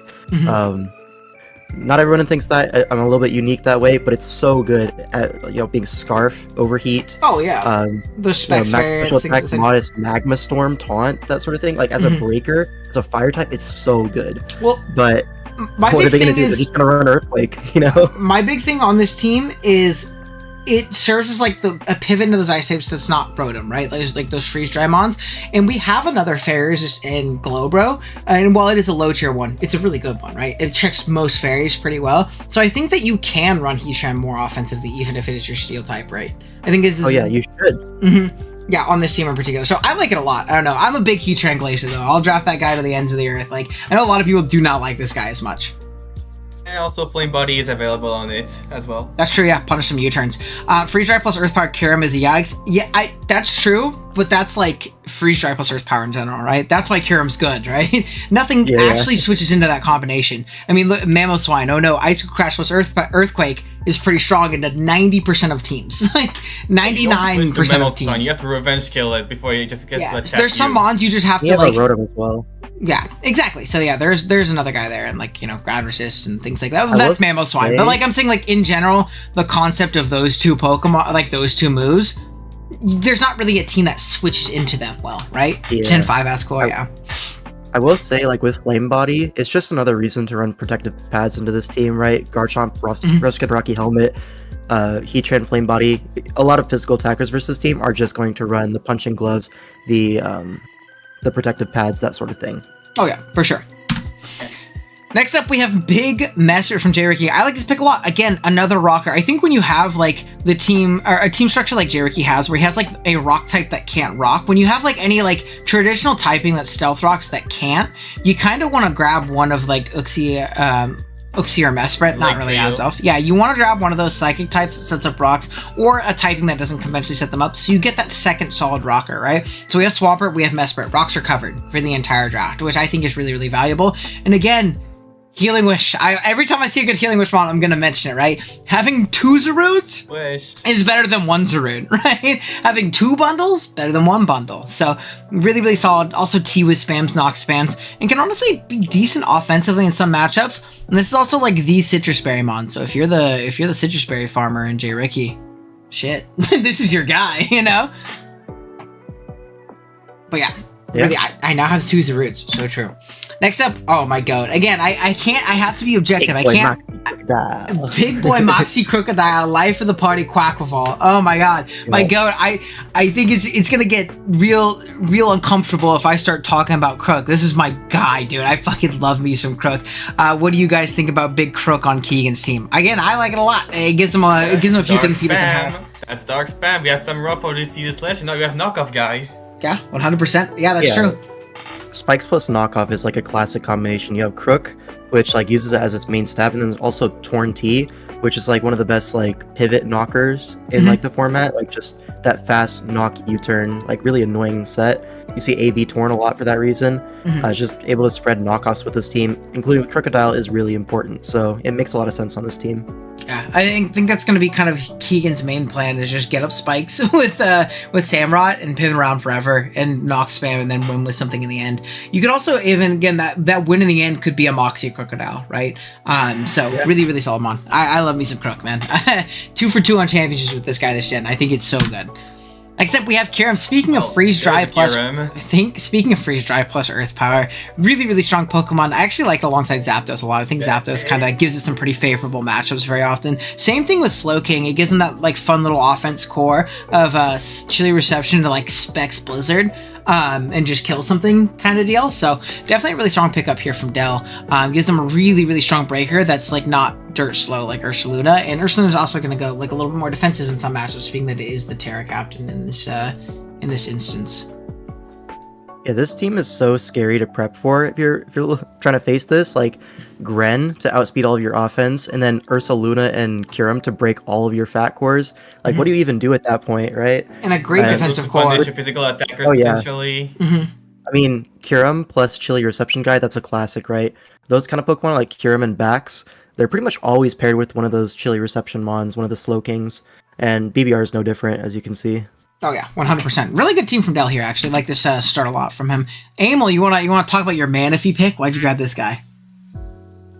Well, there's not like any like good synergy or whatever. It's just that Manaphy is like a solid bar type that was left. That it can be your bulky guy with like AV, flip turn, whatever, or it can just be your setup guy with either Tail Glow or Take Heart. I noticed Nex in BBL. I don't know if you're still in chat, Nex, but I noticed you used it a lot in that more defensive role. And while I think it maybe was like pretty expensive for it to function in that role solely, in BBL, I think in standard, when we're not playing like Godmons, you know, and Ubers and stuff like that, we have a little bit more room to run those Tail Glow sets, run those Take Heart sets, things of the sort. But also having that defensive option is, you know, pretty solid. I mean, 100 bulk across the board is pretty solid for a bulky water with access to knockoff and U-turn / flip turn to pivot around. I think people just kind of see Manaphy still as that like Tail Glow win guy that it was in like Oras and Usum, kind of, especially with Z moves in Usum. It was great in Usum. But I think kind of understanding that it's going to kind of flex into that defensive role a little bit more will kind of temper people's expectations with this little guy for now. Next up, we have Big Keys from Jason. What do you think about the Keys pick on this team, L5? Klefki is actually an interesting mon because I've used it a lot recently, and I don't think it's actually that amazing. It just sometimes fits your team better than other Pokemon do. It just like the Prankster T-Wave, the spikes is pretty nice sometimes, but it does kind of get stat checked a lot. Like for example, every time you have to face a Roaring Moon, you have to live with the fact that Knockoff and Earthquake will 2-hit KO you, and you can Magnet Rise, but that if they're Fire Fang, you're just cooked, you know. So it does have limitations that way, but what it does bring to the table is, you know, Prankster, T-Wave, spikes, dual screens, that sort of thing, and it's a really nice defensive typing. So unless they have like that big scary like raw numbers guy, it can usually do the job.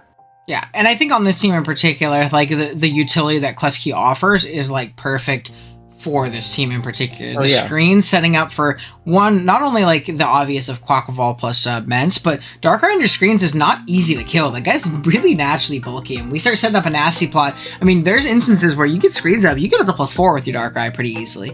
It's really naturally kind of pretty fat, but also the speed control and T-Wave and the cool things it can do in that regard. Pretty darn cool. I think it's pretty cool for this team in that regard. We did see it mentioned in the chat that he is a bit ground weak. Yes, 100%. I think that's something he should patch up. Obviously, he has Mence, but Mence is not going to stay a flying typing at all times in every matchup. Plus, you don't want your Mence to do so all the time, so just something to keep in mind. Next up, we have Thomas here, grabbing Iron Moth, a Pokemon I really like with Terra. Unfortunately, the budget did not allow it here for Thomas. I think really strong Pokemon offensively. I like it alongside things like Latios. They both actually kind of, Moth is going to kind of smoke through a lot of the things that Latios doesn't super appreciate. Defensively, the steals, some of those fairies that might switch in a little bit more comfortably. Ogle Boggle and King Loser L5. You better watch it before I put out a YouTube short with a loss of yours. But yeah, solid Pokemon. Decent speed here. I really want Thomas to grab some elite speed here soon, though. I really feel like right now we kind of are just drafting Pokemon. I'm not quite seeing the 100% vision on how these guys are playing into each other, at least on like a macro scale. There's some small things that I think work together pretty okay. But yeah, we'll see. Next up, we have Big Gwimmy. Emil, what do you think about Big Glamour on Ant's team right here? I guess it could be redundant because you already have Tinglu as a Azure stacker. So I guess that can allow you to have either one of offensive Tinglu or offensive Glamora in the roles, or I guess it's not impossible to see both of them just be Hazard stacker of their own. Like one can spike, the other can rock, or maybe both can spike to give Ant more spike as a whole. But, yeah. I mean, don't say it's bad, but that it's just not that, you know, it has more room to do what you want with Glamora now. Yeah, so I talked with Ant about this. I'm a big Glamora hater after the last time I used it. Emil's pretty quiet, I'll turn him up. I'm not big on Glamora. Anyway. I'm not big on Glamora in general, personally, and I think especially when you have Tinglu, you know, it seems like a little bit of wasted capital in my mind. Now, Double Hazard obviously isn't bad too, especially if you're playing a new team that has really weak removal, or you know, really need to get up hazards in that regard, or you, like you said, you go more offensive on one of them, and I think that more in particular opens up Glamora to be more offensive, which is cool, but I think it really does kind of lack speed tier-wise and defensive typing-wise. It's really punishable. Or what you can do as well is to test the hazards, and instead you use Glamora with Corrosion. Yeah, and subtoxic everything. That is true. That is true. Yeah, I know. Yeah, for sure. I think Glim is going to be used a lot more offensively in this team. And again, the T-Spike is something that Tinglu does not offer. But yeah, I think there might have been other Pokemon that we could use more defensively. I know Glamora has like Mortal Spin, but I also think it's like almost harder to like being spin blocked by a Steel type that is on every team, opposed to like being spin blocked by a Ghost that's not on every team. I'd rather just have Rapid Spin than Mortal Spin. You know, is the way I see it. I got some opinions on Glamora, I'm not gonna lie. Oh yeah? Like, remember what I was saying about Heatran? It's like exactly that. Glamora is great offensively, but defensively, what are we doing, folks? They're just gonna run Earthquake, or like even Earth Power, right? Like, so many Pokemon get ground coverage, like you're never really walling anything in particular. But, that being said, Scarf Glamora I think is really great. just treat it as a Nihilego pretty much. Just Scarf, Meteor Beam, those kind of sets. But what it has over Nihilego is Earth Power, Rock Polish, those kind of things. Like, it's great offensively, but I see people like setting hazards with this thing and trying to do that Corrosion Toxic set, and I just like, what are we doing with our lives, man? Just like hit the strong rock move. Yeah, no, that's fair. And again, J Scarf makes a good point in chat saying this team does deal with steals pretty well. And since we have Tinglu, we have Hearthflame. I mean, Palafin kind of smokes most steals, to be honest with you. And even Terra Necro, right? If they need to pivot into their steal to take a Photon or something like that, it's a good way of chipping it. So I can see some Scarf Glim endgames going pretty crazy here. Speaking of steel types, we have Big Metagross next from Hunky here. I like this pick a lot. I think this gives him a better rocker than Donphan, as it is not Donphan.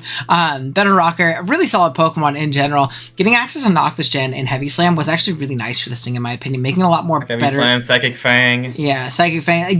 It just became a lot better consistently offensively, which is really, really nice. It does miss out on like those old Rock Polish sets, but I don't think that actually really matters. It has agility, who cares? Oh yeah, it has agility. You're right. But yeah, overall solid Pokemon. Gives him a solid rocker that's not Metagross. Gives him a Fairy Resist, which, oh my god, he was weak to Fairy up to this point. Gives him a really good Fairy Resist, as a matter of fact. D-Ray here in a second, his team in particular, Enam, would like just absolutely fucking 6-0 on lead. Yeah, on lead. Yeah. No, I know. Oh, it's rapid. Oh, someone in chat was asking. Yeah, that's why. Yeah, really solid pickup from Hunky though. I like his pick a lot. All right, L5. What are we thinking with Scizor here? Well, you see, I'm drafting Scizor Oras. is really good in Oras. You're missing the Mega part. I mean, of course, Scizor is great even without Mega. It's just that, there's no God of War, so might as well be Mega Scizor. True. Yeah.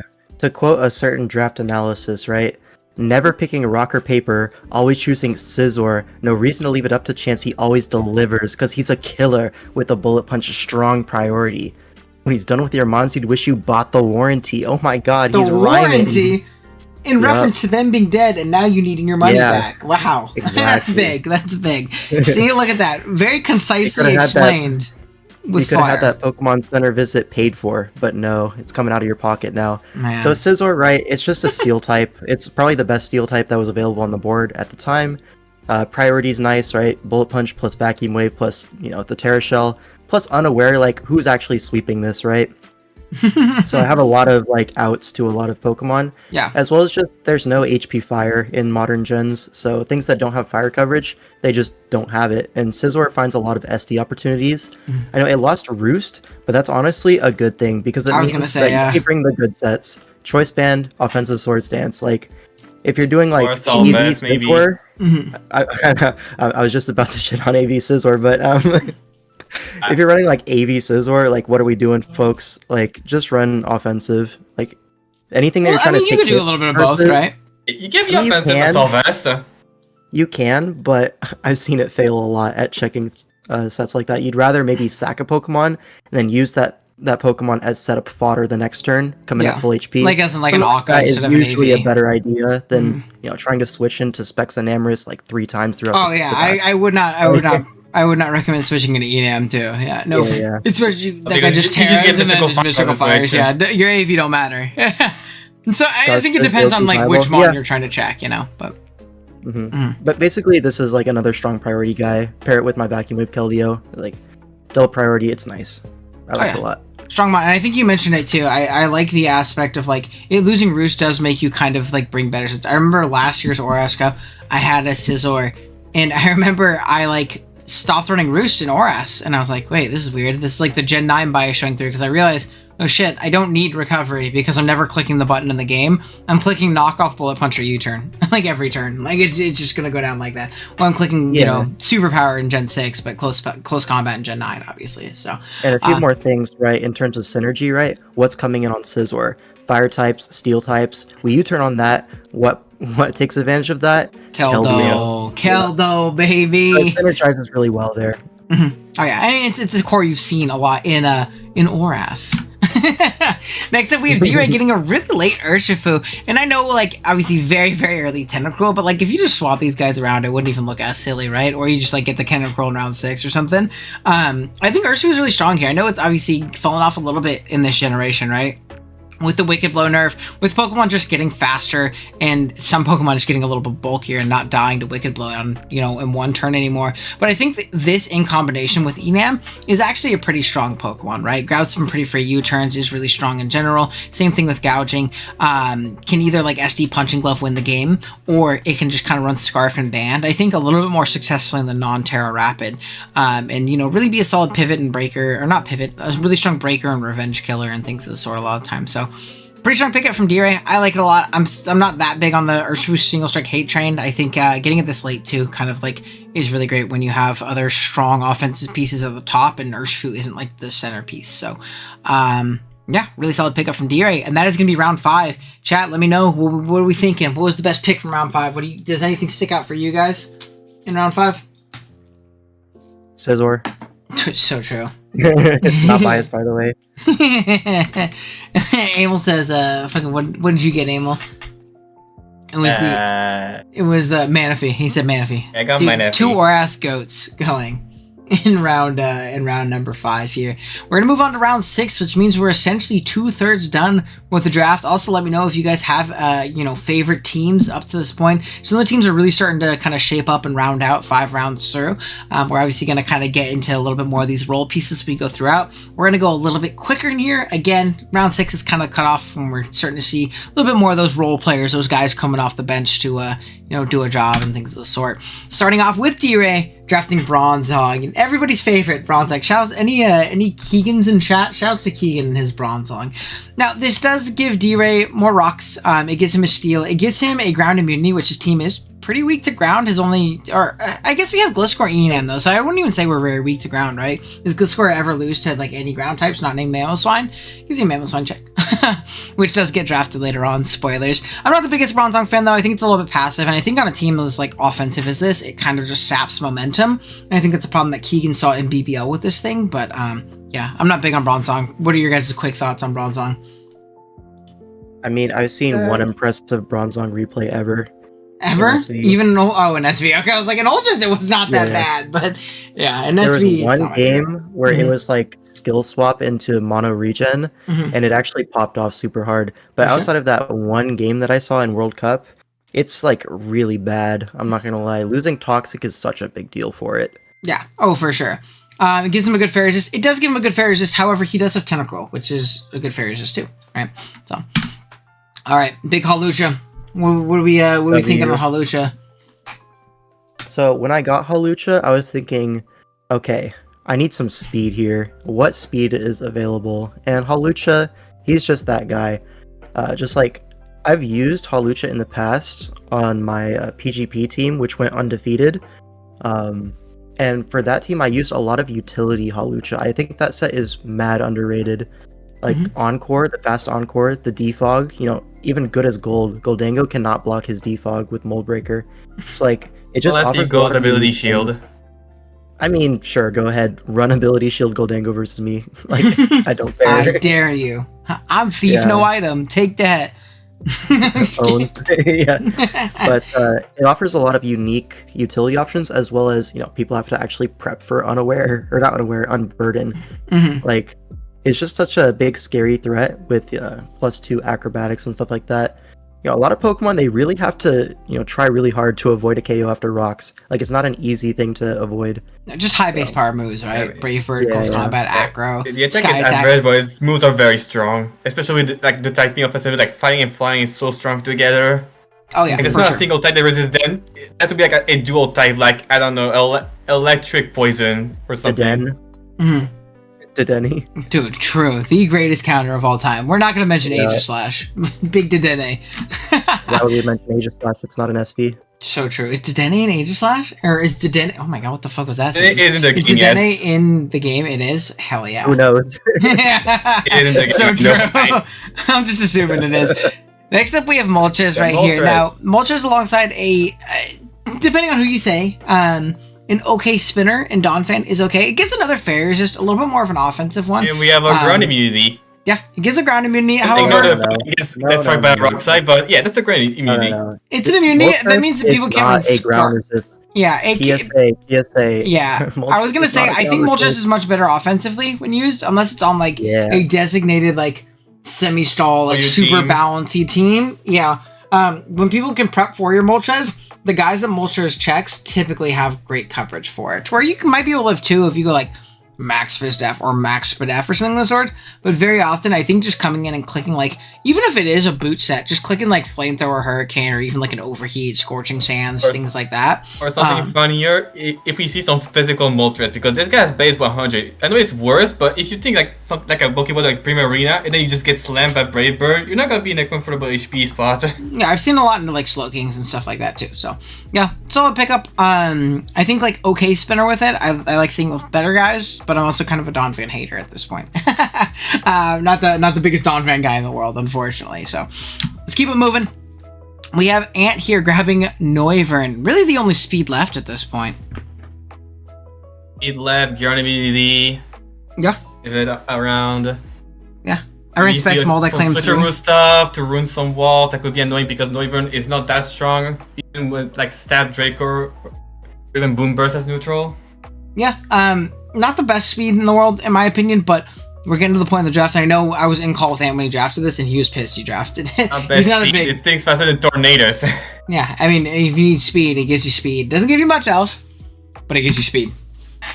All right, Kilowatt again. Yeah, another Mon. You get a shout out for Darkrai. True. Shouts to Darkrai, the biggest Noivern fan in the world. And shouts to Uzi, the biggest Kilowattrel fan in the world. But we have Kilowattrel. Kilowattrel, so it's a bit more limited. It has to hit its Hurricanes and Slash. Yeah. Head. It's just not very strong, right? In my opinion. Without Terra, like those flying moves just don't do enough damage, in my opinion. I don't know. It's not the... I'd rather have Kilowattrel than Noivern in a lot of instances, depending on the team, but I don't know. It's still not my favorite guy in the world, but it gives Thomas speed, and he needs some speed. What about Big Sinistra? What are we thinking on it, L5? Sinistra's great, man. I actually rated as like a top 10 Terra user in the format on my Terra like stream that I did a while back. Mm-hmm. But it's not Terra here, unfortunately. He just couldn't fit it in the budget with Salamence, which makes sense. But even its base form is still really good. You get that spin blocker for the spike stack of Klefki, which is pretty nice. Sinistra probably one of the better spin blockers in the format alongside Petrarunt. So just a great defensive piece. Can be used offensively as well. I've seen a lot of Trick Room Nasty Plot Sinistra popping up. Yeah. I like it as a ground resist too. It gives him ground resist, which he only had the immunity immense up to this point. So really, I don't like 9 points. Really, like, kind of ticked a lot of boxes here for Jason. Amel, you got to fill me in. Give me the cliff notes on why we went Terra Porygon 2, because I think this Pokemon is terrible this gen. So you got to convince me otherwise. Right. This guy looks terrible. No toxic, no port. Alright, so Porygon 2 is a Pokemon I wanted to try with Terra because it is very bulky with Eviolite. I know it in stuff with like Toxic, but it still hits very hard. It is... I mean, we also saw Wolfie's video today with like Porygon 2 being the best not fully evolved, he says. Wrong format, my friend. He's good in VGC for another reason. Oh yeah. I also made Terra because I could afford it, and same reason, like if there's a Pokemon that Porygon 2 can check, you can just swap its type to make it now more in a deficit, like say a strong Cell Sweeper, but now I can Terra into a type that gives me a super effective Terra Blast. Something good about both Chiyu and Porygon 2, since they're both my Terra guys, is that both can definitely work without Terra, because you know Chiyu is very strong and P2 with only a normal type has very limited weaknesses. So I can just Terra whichever guy I think can just fit best for a matchup. Like if I want Chiyu's power / coverage, I would go with this guy. But if there's a guy that is very threatening for me offensively, I can just go for Porygon 2. And I don't really have to worry about knockoff that much because I'm pairing it with Tinkaton, which is a great knockoff finisher with like Fairy type and Pickpocket. Yeah, that's the reason for Porygon 2 being on this team. He said the SPL's the other way, friend. Alright, next up we have Cobalion here from Dell. A relic of the past, in my opinion, but something I like that it gives Dell. When you have Ursaluna, you're always really strapped for Stealth Rockers, and Cobalion does give him rocks right here. He is a bit Fairy weak at the moment, so getting a Steel that doesn't resist Fairy is a big like kind of rough spot for me here. Slowking checks most varies, to be honest with you. Like, you don't always need like a conventional resist, but you'd like one, right? It's never a bad thing to have one when you play into an Amorous and it clicks like Specs Fairy Moonblast, right? I'm not the biggest Cobalion guy in the world, but I at least like a few of the things that this offers, Dell. Alright. I was supposed to say what I like about Cobalion is that it can be actually strong with body press, the same way Zamazenta was strong. Like, sure, you have Ghost type, but that's where Greninja comes from. Like, you both switch on the Ghost type to a body press, but then bam, Greninja has time to enter the field and grab KO. Oh, for sure. But it's in UU, it's good. So true. Speaking of Pokemon that are probably ranked high in Smogon, but not very good in draft, what do you think about Superior L5 as the ORAS connoisseur? What do you think about SV Serp?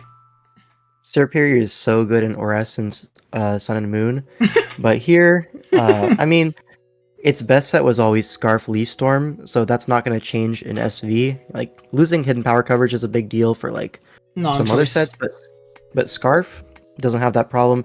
I believe it can also set dual screens still, although it has screen, glare, leaf seed. For 8 points, it's totally reasonable. And like another speed option, right? You have Screamtail, Superior, and Torn. That's probably more than enough. Yeah, I think that as his ground resist, it's a little frail, but we have Torn as an immunity slash as a resist potentially with Terra. 75, 95, if I remember correctly. Something it's not bad in most rounds. It's not bad. It gives you a ground resist, right? Yeah, but I think Superior's real strength is just being able to spam glare that are not blocked by ground types. Yeah. I mean, like, what Earthquake user is really that threatening here? Like, for Earthquake, you have Torn before it tears, you have Screamtail, Crook, and now Serp as well. They can all really shrug off Earthquakes, no problem. Yeah, that's fair. Next up, we have J. Ricky with my favorite Pokemon of all time. I love Corviknight. Corviknight's so good. I love Corviknight. I'm a big Corviknight hater. That's sarcasm, Owen. Yeah, very, very, very well known. It's another Pokemon I think is like not very draftable, in my opinion.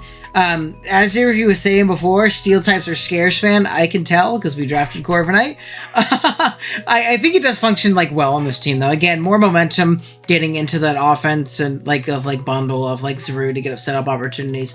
Gives us like an emergency defog as well. I think this team wants to set up hazards opposed to get rid of them, but there are instances in which we need to get away hazards for our bundle to function, and we don't want to run boots all the time. And Corvik's pretty cheap here because I don't like it. So I have it, pretty low compared to most other Wi-Fi leagues who have this guy a lot higher up. So I understand in that regard, and I think as long as you don't use Corviknight like people did in Gen 8 to like wall things out, and you use it to come in, switch in, take 25% from a hit, and you turn out, you're going to be in a good spot, or in a better spot with Corvi. So it's your favorite guy. Would you say that Corv is just Aloe but worse? No, I think it's better than Aloe. I don't know. What you're describing is Aloe minus the regen. I just thought I'd point that out. It's also a steel and flying type, and also Aloe doesn't get fucking defog. Are you saying water is a bad defensive typing? I'm just saying. I didn't say that. I'm saying steel flying is a better one. I don't know. From the words you're saying to the thoughts in my head, it sounds like Corviknight is, just a worse Alomomola. I'm just gonna say it. You can keep saying it. You're very stupid. Next up, we have Rabombi. Another aspect of like quote-unquote elite speed, right? 120 plus is always going to be nice in that regard. It also gives webs, which, well, webs may not be like the most dominant hazard in Gen 9. It does still force a level of prep, and I think especially in like these Wi-Fi settings where it's 9 to 11 mons, and we're not on Showdown where it's like an 8 mon format typically, having the webs option isn't a bad thing, right? It doesn't hurt anything. While I'm not the biggest webs guy in the world in the sense of like, I want webs on my team, having that option, it can be really annoying in the builder. Again, I've played against a lot of web teams despite not really being a guy who drafts them very often, and very often like, damn it, I gotta run boots on this guy, or damn it, I gotta do this. So not that bad in that regard. Can really make Pokemon like Heatran super, super threatening on those offensive matchups. So yeah. Decent pick. I don't think it's like a big needle mover for me, but I like Q's team in general already. I think his top 5 like cover a lot. So the webs option and like the give me elite speed option outside of just Terra Ogerpon, pretty cool stuff. I'd say web would be better if he has more knockoff because he only has Ogre so far for those knockoffs. Yeah, true. Still plenty of time though. All right, go ahead. Give me a cliff notes on Monkey Dory L5. I know this is your favorite Pokemon. This Pokemon is terrible. Do not draft him. The thumbnail is one of my favorite thumbnails. The Monkey Dory thumbnail is so funny. I did a stream recently, which was what did I do in the first half? I think it was the finals of the circuit championship. But then on the second half, I decided to do a Monkey Dory hate watch just for fun. And I'm not gonna lie, it was pretty fun. I did have a good time. Yeah. So, Remember, I had it in LTM. I have it started as a regular Monkey Dory, but after transition, I made it Terra. It did got better with Terra, but I mean, who doesn't get better with Terra? Right.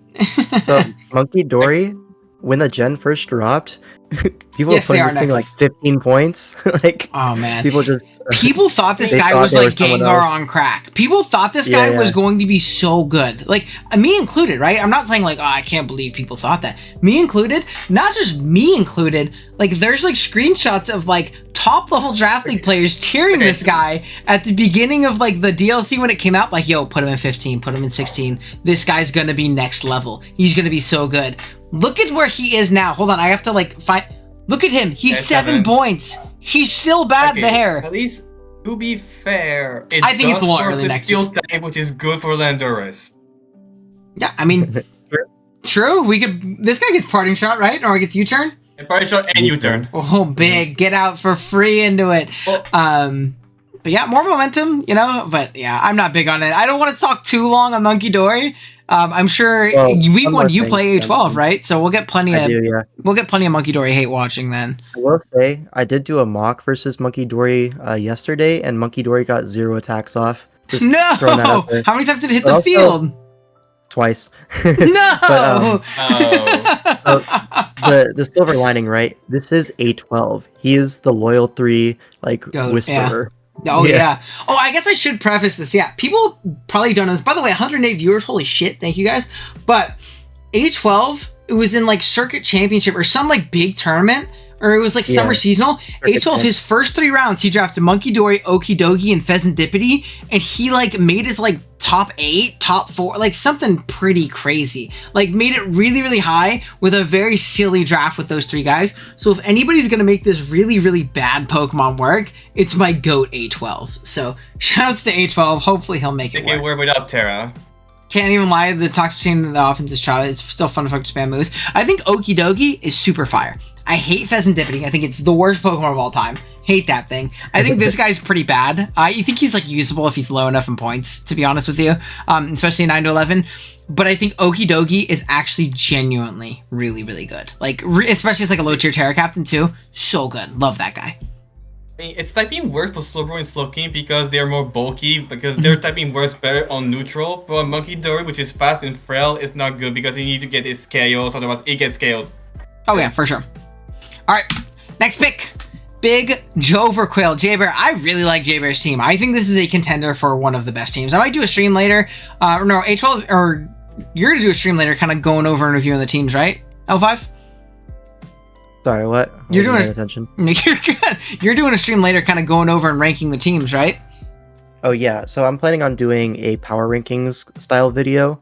Just kind of like reacting to all the draft analyses that are being dropped. And ranking them. I think this one...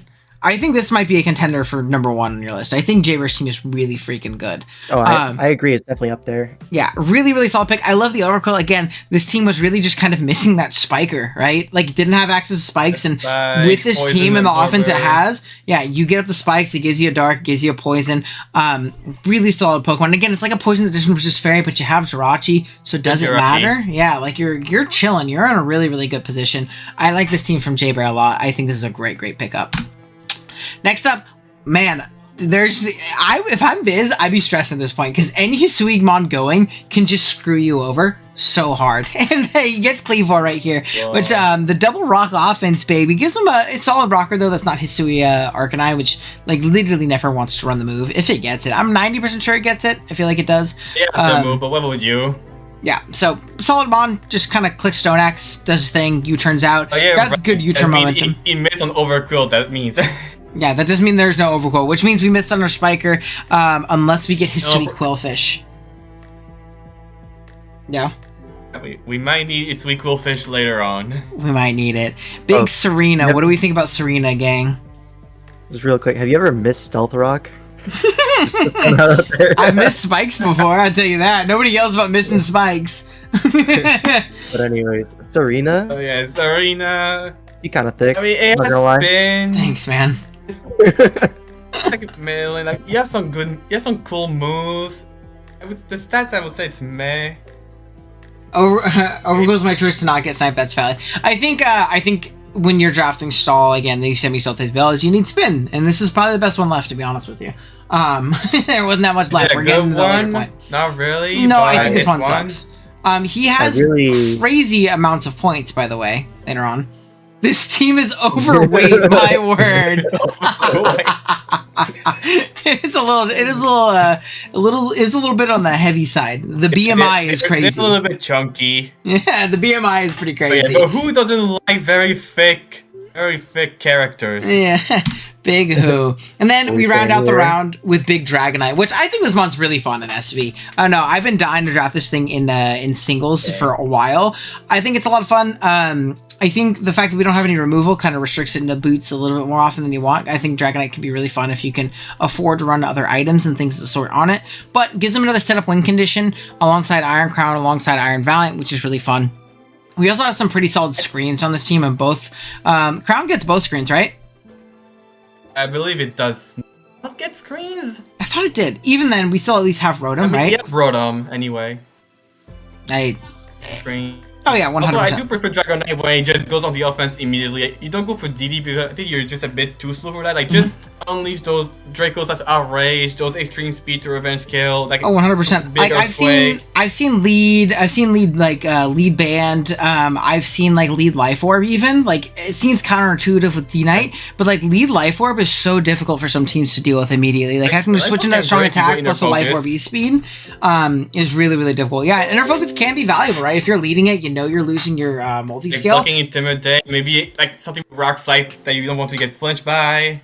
Yeah, Amel's in VGC mode right now. If you can't tell, Amel's in full VGC mode. He's like, speed, you know? He's like, they can't fake you out with it. It's fire. So true. I mean, the best Dragonite sets are usually going to be like late game boots DD, or sometimes defensive sets as well can be really nice. I think those are really good in Swish. I think those sets are really good in Swish. The defensive ones. Where it's the most dangerous is definitely at the lead slot because it frees you up from having to run boots as much. And you can run like lead DD plus life orb or something like that. It's so strong. And with that lead multi-scale, you're probably going to get a DD up. This is like a kind of set that I used against Star Master in World Cup, the first one last year.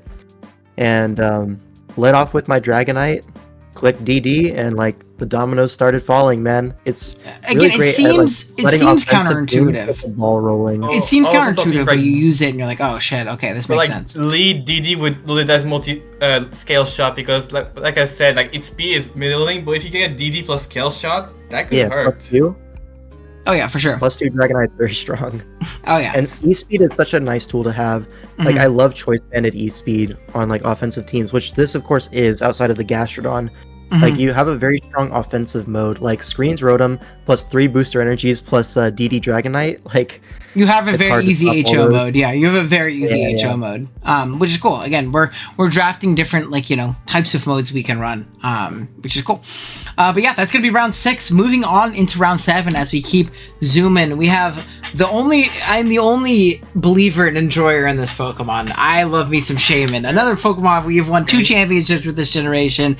And again, it's a cool tool. I'm gonna say it every time. We need a Healing Wish counter in the chat for every time I mention Healing Wish. But I love when we have access to Healing Wish into our Dragonite, into our Iron Crown, into our Iron Hands, especially into our Iron Valiant, to give Kayshawn 2 of these guys, right? Now, are there better Healing Wish guys in the game? For sure. They're all drafted right now. They're already all gone, right? We have Mesprit gone, Latias, Jirachi, all those guys are gone. I think Shaman is a good user of it. I like a lot. Also gives him a conventional ground resist, which he did not have up to this point. Had a couple immunities, but no conventional ground resist. Yeah, right on, man. This is my goat, though. I love me some Shaman. I think this guy's dope. It also gives him a good water resist, or a good water check. Team can kind of struggle into like water moves and scalds and shit like that. So I know not everybody's a big Shaman believer. I am. I love that guy. I think he's dope. Next up, we have Forretress. I mean, you guys want to talk about? Ooh. You see a It's fortress. not a good Pokemon. This is a waste of a steel type. That is a dude. You know when High Emil five. hates a mon, when Emil sees no value in a mon, that's how you know he thinks it's a pretty bad mon. Remember when I fought Jason in BBL? I run only normal move on Ursula because I did not care of facing a fortress. Yeah, which is fair. Again, this gives him more hazards. It gives him another spinner. And again, when we're drafting these more defensively inclined teams, there is some value in having this catch one like physical wall to whatever you need to check. It is very exploitable, but the thing is, when you have these bulkier playstyles, you probably have an answer to whatever's smoking your fortress, right? So I mean, I'm not. That's the problem. Like, sure, you're tanky, but what do you do back? You just hazards up, and that's it. Yeah, I mean. Honestly, I think if you're going to draft Fortress, it's probably on a team like this, right? It's probably on Also, like also funny how it got the replacement buff, but that sabotages his gyro ball. Seiko, thank you so much for subscribing, man. Yeah, I appreciate you. Well, I think actually the opposite is true for Owen's point. This is really? a team you don't draft Fortress on because Fortress, one of its like only strengths is massive roll compression, right? And then forcing fire coverage is like a secondary, positive. But like on those offensive teams, like we saw this with the Band Chasers in DCL, they had a very strong like top core of offensive threats, and they had a Fortress and a Ting Lu as like that 2-mon core that can kind of like set hazards, removal, Volt Switch Fortress to get your threats in, that sort of thing. It's like pretty good at those like 2-mon defensive core type ideas where you're just really trying to fit 4 offensive guys on your team most of the time. But here, what unique properties does Fortress bring to a stall team? Is there not a better steel type you could have gotten? Like, I'm pretty sure any other steel type would be better at like taking Draco Meteors or for stuff like that.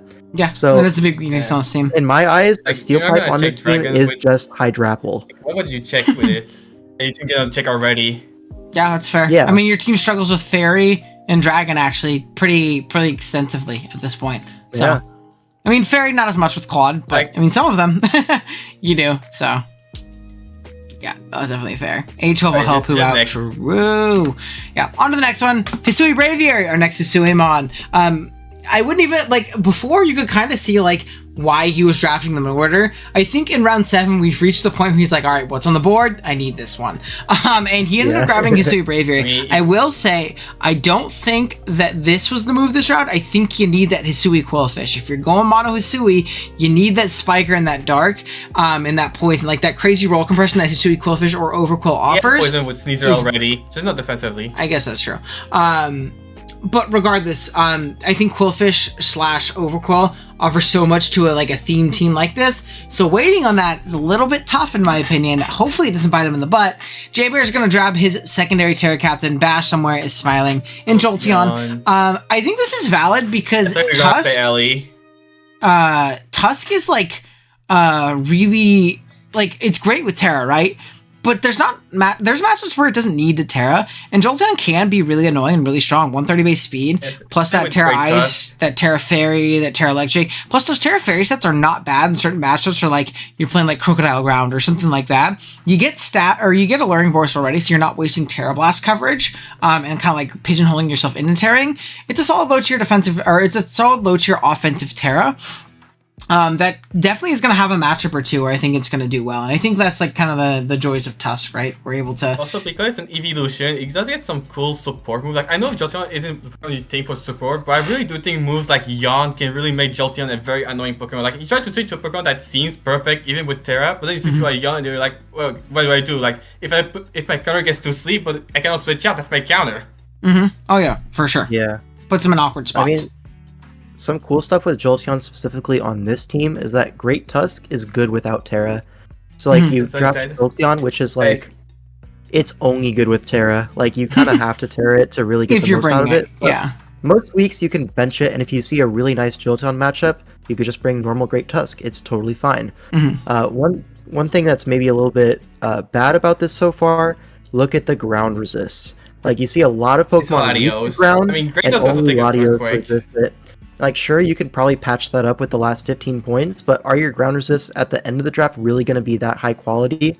Maybe Jolteon more so I mean, you contributes can to still the get a problem grass type. He's rather missing than. one.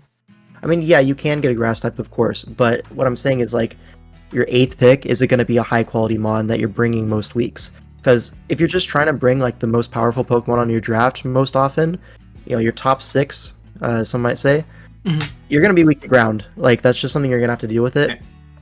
Yeah.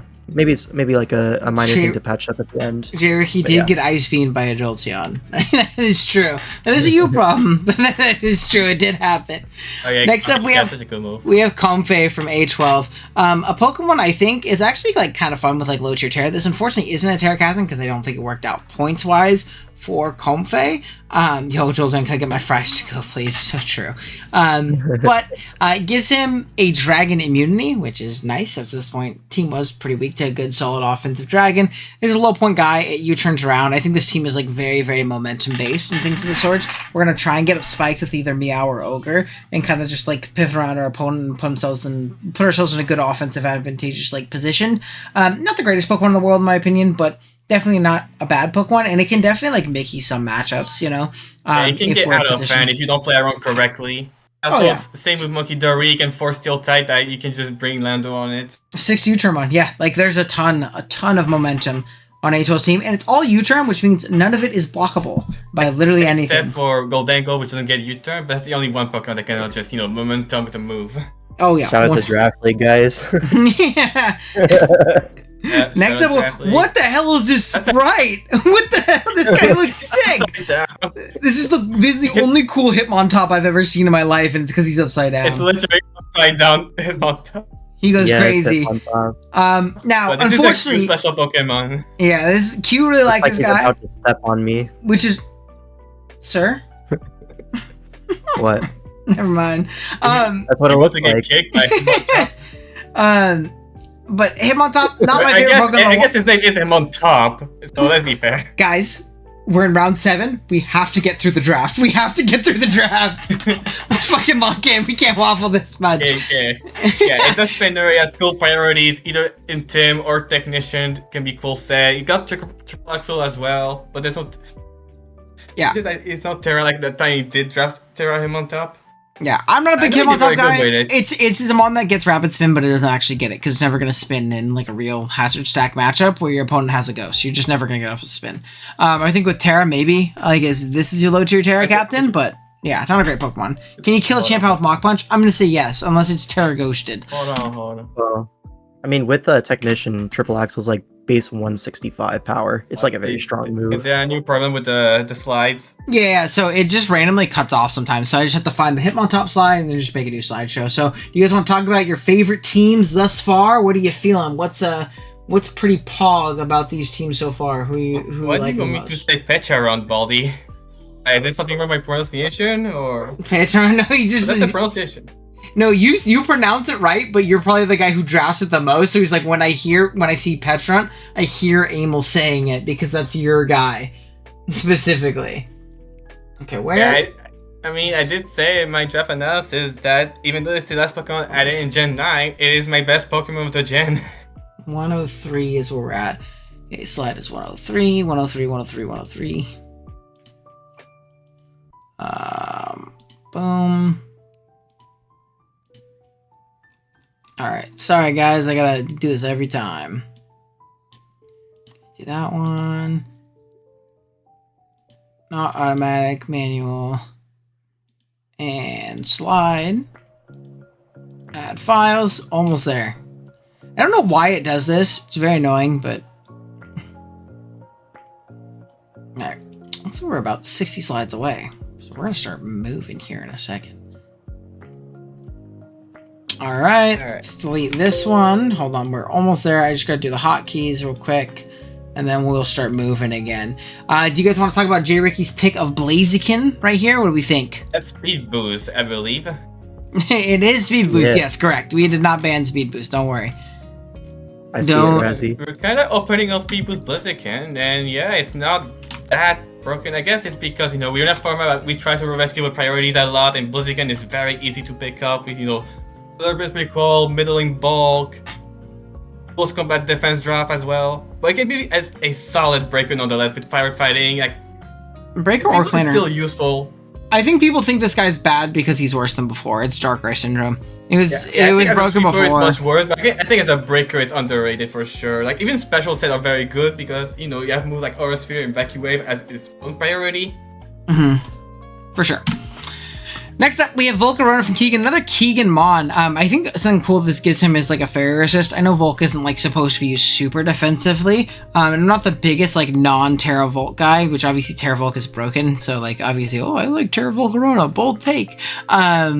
But I do like the fairy resistance it gives him. This also gives him like a bona fide setup win condition, whereas the rest of the team doesn't super have that yet. Like there's options, right? You can run Calm Mind, bulk up Screen Tail. You can run bulk up Crocodile. You can run Swords Dance, Samurott, and Nasty Plot Torn is more of a breaker in my opinion. But I like that this is a speed boosting setup win con that can do it pretty darn easily. And a lot of things that Volk doesn't appreciate, this team really does smoke through. So I know it's someone that Keegan has used well in the past too. Yeah, also you have like Archelodon to absorb a rock move and my Volcarona, and I hope you're not using a rock blast that switched into a Archelodon, just saying. Yeah, for sure. Alright, on to the next. Volcarona dance and +6 knock them out even if they sassy. So true. Shadows GG. 4 types. We saw how Viz was able to use it in BBL, so... Yeah, alongside Ursaluna, I mean, it's literally that same core, right? But utility-wise, it's great. Like, you know, we saw this guy's utility, you know, Will-O-Wisp, Trick Room, even Curse popped off. Yeah, I mean, great utility Your guy. He can take a hit. Yeah, I think it's great utility-wise in the sense of, like, offensively pretty bad, but, like, especially even with, like, that Trick Room mode that Viz would run really often with his Ursaluna, in the sense of, like, positioning Curse turns after a Trick Room as a way of, like, KOing himself and getting a free switch into Ursaluna was actually really cool. You could do that with, you know, faster offense, too. So, definitely a solid pickup from Dell. I don't think it's a bad Pokemon at all. I think it also gives him spin block if he does go, like, Spikes Gren, which isn't the best, right? I don't like forcing my Gren to Spikes, especially when there's, like, the premier threat on this team, but solid Pokemon nonetheless. All right, Amel, Big Cress, give us a quick cliff notes on what we're thinking about Cress. Lunar Dance. Lunar Dance, that's it? We're bringing our guys back. I mean, it's just a Pokemon. You use it to like take hits early, then later in the game you just sacrifice it to revive something. It's pretty self-explanatory. We see it. I love Pokemon. I would say Lunar Dance bonus effect compared to Healing Wish can be both a bonus and a curse because it also restores PP. And that's the problem. Like, try to pass the Healing Wish into something, but you have to go into something else first. That something else is at full HP. That's good. You keep it for later. But with Lunar Dance, you hold that thing at full HP. They did also use like even 1 PP. Otherwise, it's absorbed the Lunar Dance for itself. Yeah. Amel, I love you, big dog. 1 PP. I told you to give me the cliff notes, and you explained the mechanics of Lunar Dance and Healing Wish at the same time to me. You gotta give me the cliff notes. But this is a VGC score. I said, give me the cliff notes. He was like, so Healing Wish versus Lunar Dance. In this essay, I will. I mean, it's just Chi-Yu, P2 plus Crest. This is literally a VGC team. Yeah, okay. Amel's in the VGC mood. That could have been. What did you title your draft now? So you should have said. I guess at least the PP restoring effect is good for Menefee as well because I know they could be time. I mean, I guess not anymore because you know it's very fast paced. But in case I have like Petra running low on recover or Menefee running low on some moves, Lunar Dance is there. But that is the one downfall of potential of Lunar Dance. That's about it. For sure. All right, next up we have Big Mamoswine. What do you think about Mamoswine L5? I mean, it's a blast from the past. What can I say? This thing was so popular, like 2,000 years ago. I mean, he's the mammoth. It makes sense, but you don't really see it too much recently. It's just a little bit slow for SV. Yeah, but there's those matchups where like you can position well. I like Sash Lead too. I've seen like a lot of Sash Lead or like Life Orb or Banded Lead sometimes too. From Jason, he used it in BBL and he used it pretty well. So hopefully he's a good here. And again, gives him a strong Mon, gives him a Rocker, which he didn't have rocks at this point. We need rocks. Yeah. Those are important. Me personally, I might even prefer Piloswine 1-for-1. Just like for the price point plus better rocker. Yep. Yeah. And price point in bulk. Yeah, that's fair. And you still get that strong Eye Shard. It was popular years ago. Oh, dude, hell yeah, Red. On to the next. We have Quillfish from Thomas. This is a tough one for Viz in my opinion. Which is funny that we're talking about Viz's pick with Thomas, or Viz's team with Thomas thing. Yeah. Viz really wanted this thing, man. I think we could have waited on the Hisui Braviary. I don't know who the hell's drafting that guy, you know? Absolutely. So I think we should have gotten this. I think this is good for Thomas though, right? Spikes, good roll compression, right? For a low point, 6-point guy, this gives us really, really solid roll compression. So good pickup here for Thomas. And we have a solid fairy resist already. You have Iron Treads, you have Iron Mold, that 4-time resist fairy. Mm-hmm. Your Terra Annihilate potentially too. Oh yeah. Whoa, Chen with Terra. Speaking of a solid resist, dude, I've never actually seen this guy sprite up close. What the fuck is he scowling at? He's looking at something in the corner and he's pissed off at it. But this Pokemon, again, not something you see very commonly used, but I think there's potential for it to be kind of fun as like a low point Terra Captain that can kind of defensively, you know, flex into a lot of matchups and give you a catch one check to whatever you need. It's definitely going to be used only defensively, but I think it's a fun pickup here for Ant, and can definitely be annoying with hazards up. Which is as a lot of good thing. The one thing that is bad is really just the typing, which Terra fixed. I mean, you have the cross map with Terra already, so I think the cross map will like to Terra way more. Mm-hmm. I mean, you know, like compared to Wochien, but in the off chance that Wochien is good, it's there with Terra. Yeah, it gives him another defensive out. Now, obviously, we have the option of Necross or defensively Terra, so I think like maybe not the best pickup from Ant, but it definitely has some value, right? Terra Wochen, that's some good fan service, true. Next up, we have Rillaboom Alpha. Do you want to talk about this pick? Because I know this was a tough one for you in particular. This was supposed to be my Rillaboom. No. I have Hawlucha. Yeah. I mean, it makes sense on this team. The whole team's grounded pretty much, so you get really good value out of the terrain recovery. Like, terrain recovery is really nice on Metagross and Raging Bolt in particular. Bolt. Yeah. Yeah. So, like, really enables, like, subsets on those guys. Particularly the Bolt, like, Subcalm Mind becomes a lot better when you have Grassy Terrain up. That being said, I was supposed to draft this the next He was supposed to be mine. Now I have to draft Oras. No. That's a more priority. We have Thunderclap, Ice Shard, Jet, Ice Shard. Yeah. And now Grassy Glide and Bullet Punch. Oh yeah. Definitely solid. Next, shit! I shouldn't even told you to talk about that. Let's talk about your next pick, as you were going to get Rillaboom, I assume, with the next pick. Yeah. We end up getting Imagine a Rillaboom in this slot real quick. Just imagine a Rillaboom. How cool would that have been? His team would have been. I digress, though. It just means I get to continue my Oras bit with Meloetta. So this is my secondary Terra Captain, which I saw in World Cup as a secondary Terra Captain with Lando I as the other Terra.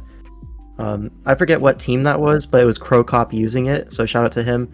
I saw an AV Meloetta take 20% from a Terra Flying Thundy T Terra Blast. Yeah. And when I saw that, I knew this thing could go. That's very special bulk, yeah. It's crazy. It's like max spit of AV or something, but in 128 with that. I figured so. 100 HP. A Psychic type might be nice here, as well as like the normal being like a Ghost immunity is nice. Like, I already have the Terrapagos, but I don't really want to switch that thing in too early, break my shell on accident and stuff like that. So Meloetta, able to take on those offensive Ghost types a little bit nicer. But also, it's a Psychic that doesn't resist fighting, but that's really not a big problem when I have Hawlucha, Clefable, and Lando T. Like, I really have that covered. So it allows Meloetta to be more so like an offensive piece, AV, or, you know, even like Scarf Specs. Like, those are also good Meloetta sets. It's very versatile.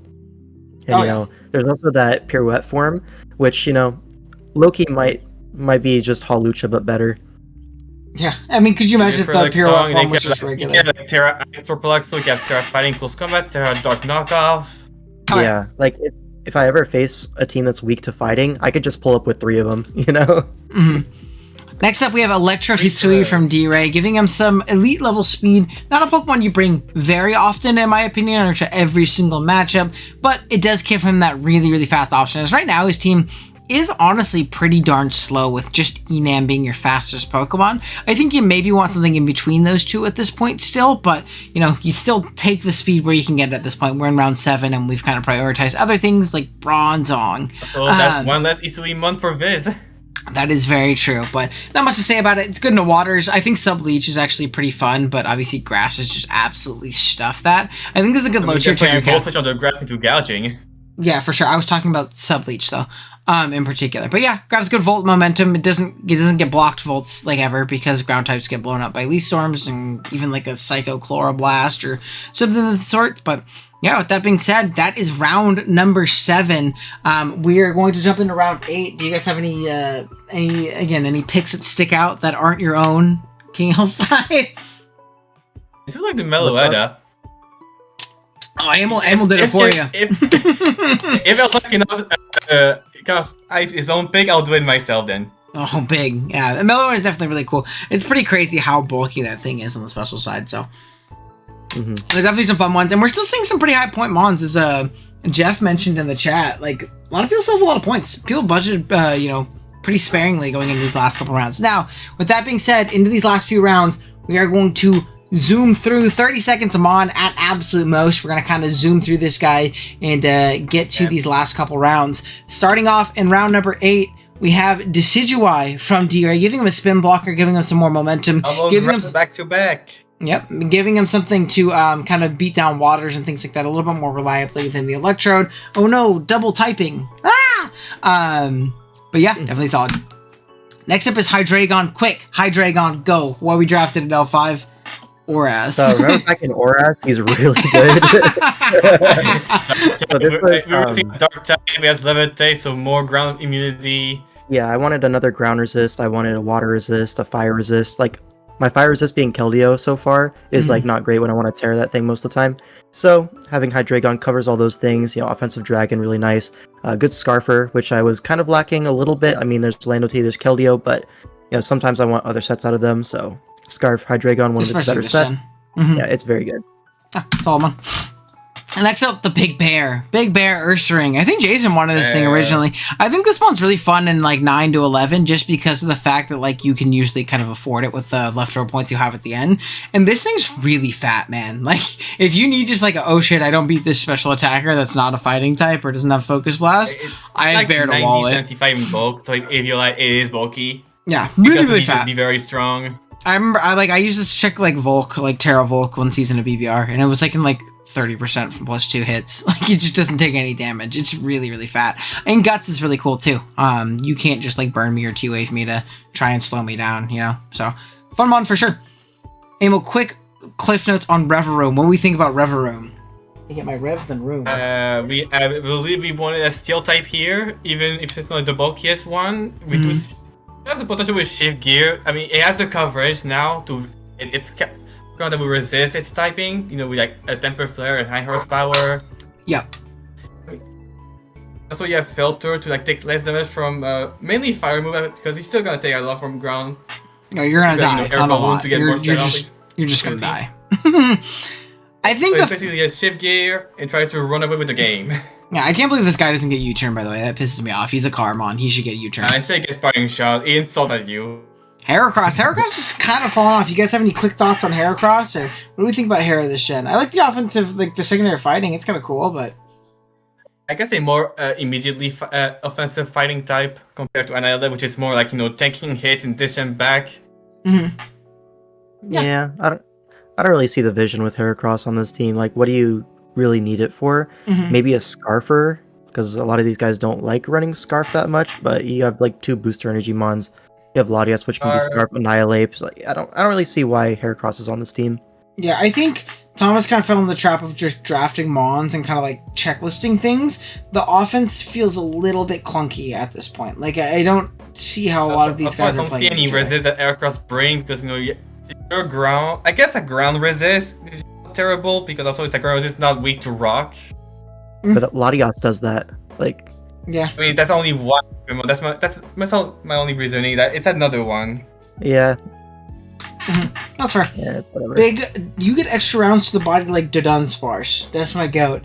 Big Dodon here next for Jason. Like I said, I think he was gonna go Ursaring for like a more budget option than Dodonspars, but I like Dodon a lot, especially because this gives him another rocker. We mentioned it last. The Mouse one is only rocker. It's not the most reliable one in the world. Dodonspars gets up rocks when you need to get up rocks. Like, pretty darn comfortably, in my opinion, right? And so, it gets Para with Glare, so more paralysis. Yeah. For sure. So, solid rocker. Gives him a ghost check too. It's not Darkrai if he does play any scary ghosts and things like that, or Terror Ghost, right? Normal's just a good neutral defensive typing. He has good fighting resist as well. It could definitely coil and calm mind and stuff like that. But yeah, I like the rocker aspect of this thing a lot on this team. Amel, G-Zap, what are we thinking here? Good offensive fighting with Dark Spam is kind of the idea. Yeah, I mean, fighting type is strong. It's also part flying, so great coverage. Doesn't have to risk missing a movie that I didn't have yet. That's more knockoff. That's another user of U-turn. I think that was a great fighting type that was left on the board for me. Yeah, good Scarfer too. I like a lot of the Scarfer. Kind of frees up like Moon to run Scarf, not have to run Scarf, or Chi to not have to run Scarf, which is nice on Terra. Next up we have Dell grabbing Wheezing, giving him I suppose a fairy resist is probably, yeah, it gives him a fairy resist, which is nice. I wouldn't say it's the bulkiest one of the special attacking ones, but we have Slowking to check any special attacking fairies. The physical ones are going to get blown up by, or checked by Wheezing pretty well. Gives him T-Spike, which I like in conjunction with Pokemon like a Sub-Protect Kyurem, a Sub-Protect Pressure Zapdos, Pokemon like Slowking, and like a lot of the defensive pieces really actually appreciate T-Spike game plans being up. It does give him a ground immunity, which he doesn't have a lot of offensive ground checks. Wheezing checks a lot of them very well. So yeah, good pickup from Dell here. Next up, we have the low tier goat, Sableye. What do you think about Sableye L5? I mean, Sableye is great. I think for 5 points, it's probably the best like disruption you can ask for. Right, spin blocker is really nice. Although he doesn't really have, I take that back. He has Hisuian and Samurott for spikes. Of course he does. So like spin blocker really important here. And then obviously the Prankster Encore T-Wave. It's sort of like Screamtail, but less bulky and more annoying. Yeah. Yeah, Screamtail with a different defensive profile. Like they kind of overlap there, but yeah. I like the spin block aspect a lot, actually. This is a good mention, because now we don't have to run like the Terra Ghost Torn sets as often, which I think you'd probably feel pressure to run a lot if we're going very like hazard stack focus, which is what Keegan's team is. Like this is hazard stack, and just a team to kind of take advantage of that. Yeah, Dark Spam and Caesar Slash, knockoff, and now foul play. Next up, we have Pheasantipity. Pheasantipity, the greatest Pokemon of all time. I think J. Ricky was like, Owen likes my team too much. He said, Owen likes all the Mons in my top 5. I have to draft 2 Mons he fucking hates. All things must be balanced. So he drafted Fez. Fez gives him another pivot, U-turn guy. I think if you're forcing in the right things, it can be annoying for the opposing team. Like if we're forcing in steals, we're getting free switch-ins to Swampert to set up rocks. We're getting free switch-ins to Blaziken. Yeah, to click buttons. Or Terrazarud, depending on the typing, to set up and win the game. Not my favorite Pokemon in the world, but good like defensive profile for what J. Ricky's team needs right now. But yeah, this guy technically has a championship ring in BBL. He was released halfway through the season, but he was on the team, so he gets a shout out. Yeah, I will say Pheasantipity, or Pheasantdripity as I like to call it, has been having really good Draft League World Cup performances this year.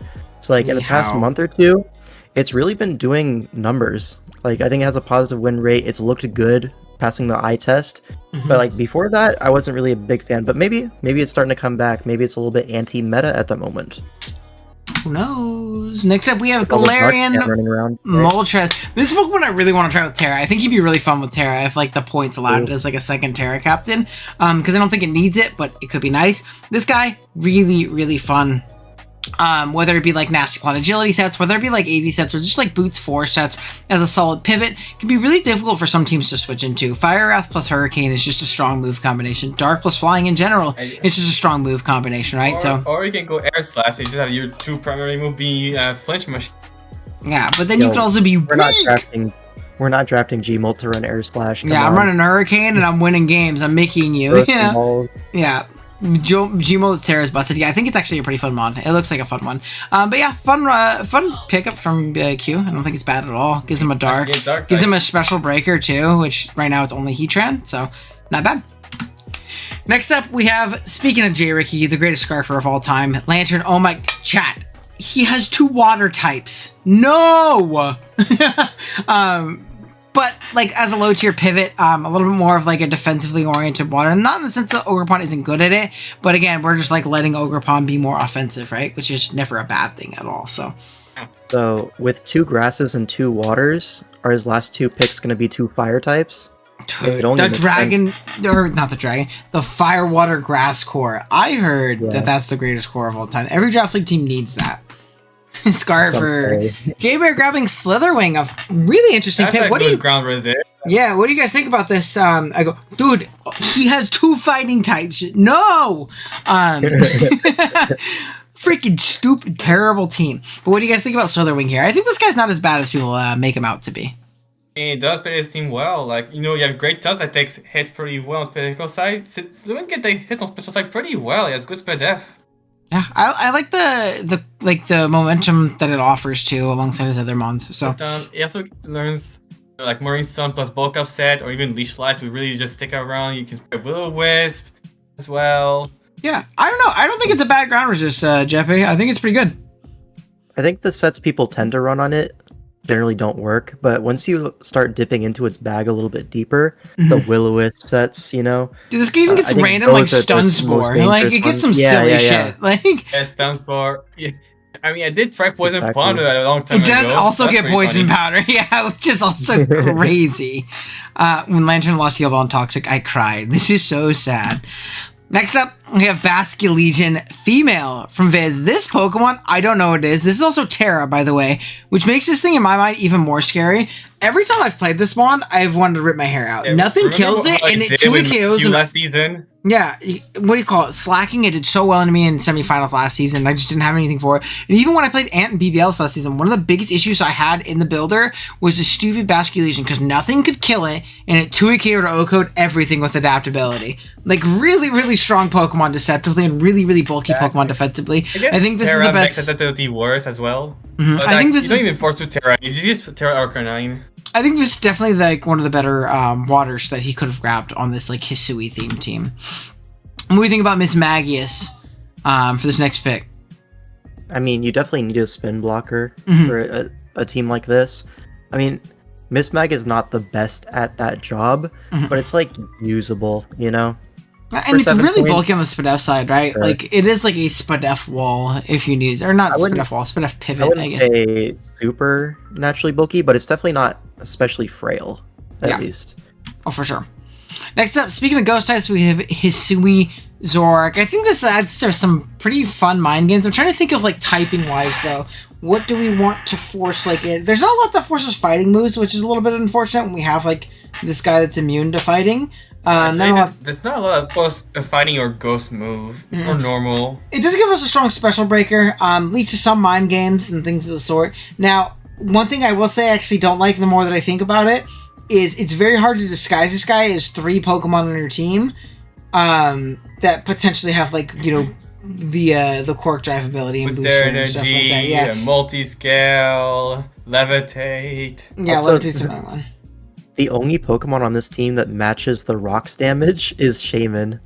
Yeah, So there's true. that as well. it's the Very funny. But that being said, I really love Hisui and Zoroark just as a standalone We mod. might gonna see Boot Zoroark to mimic like Rotom or Dragonite. Maybe, yeah.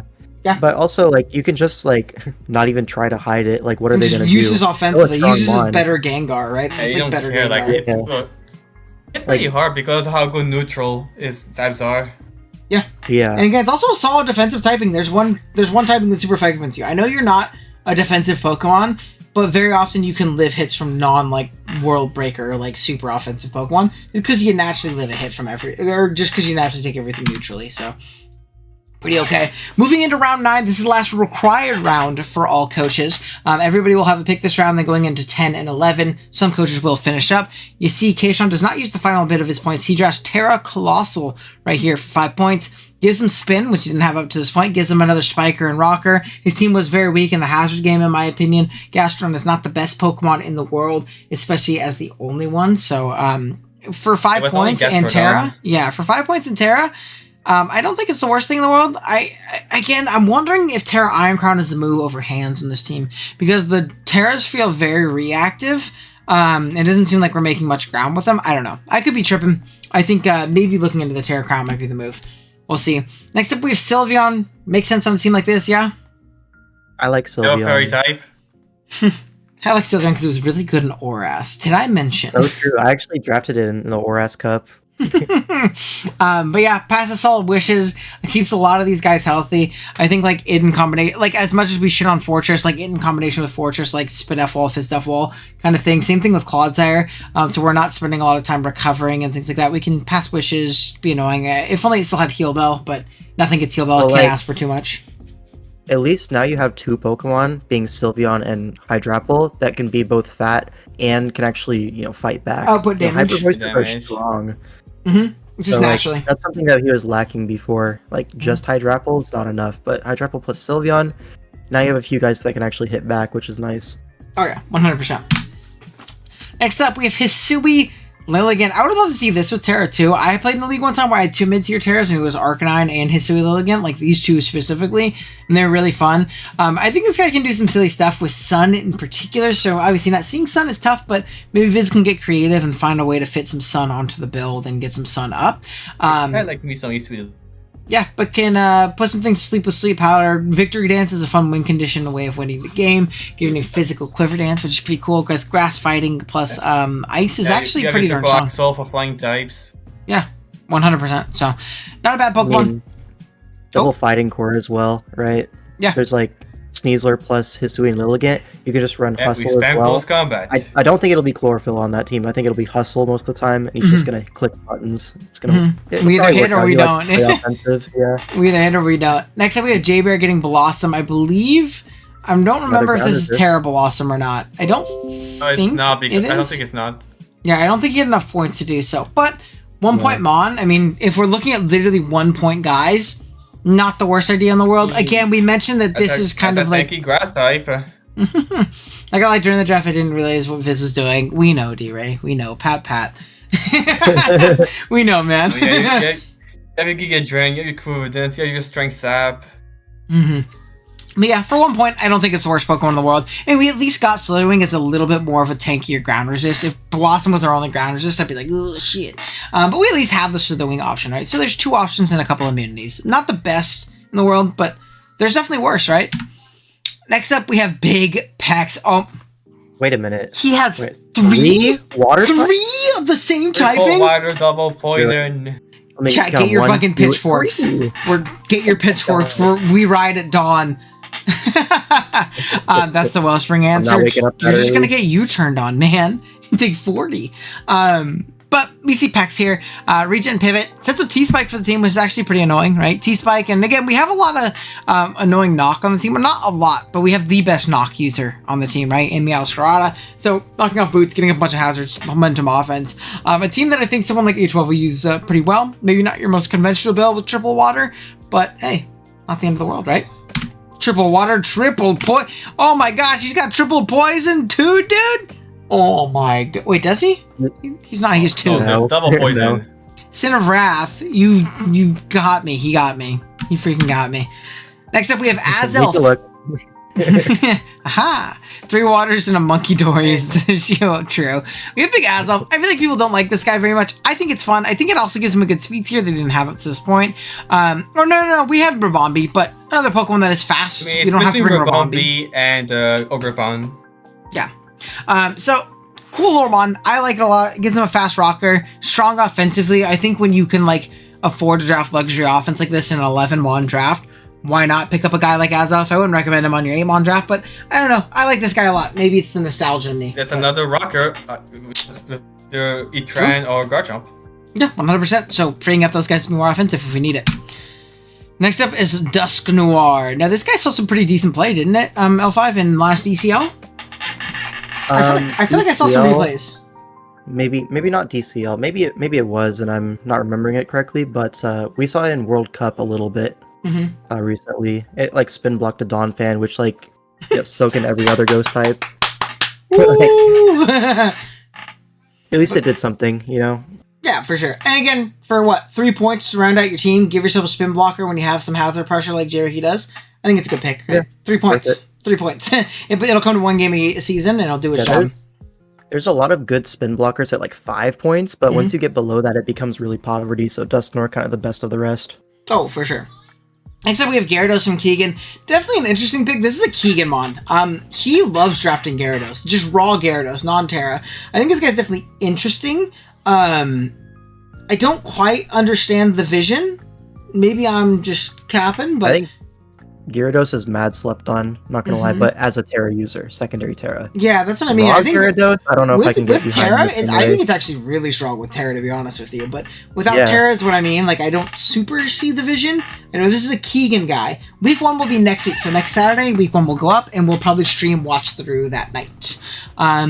Rain mode, maybe, yeah, I guess, but I'm trying to see who sets up that rain mode. But I should have taken a poison. Gyarados, obviously. 2 spikes.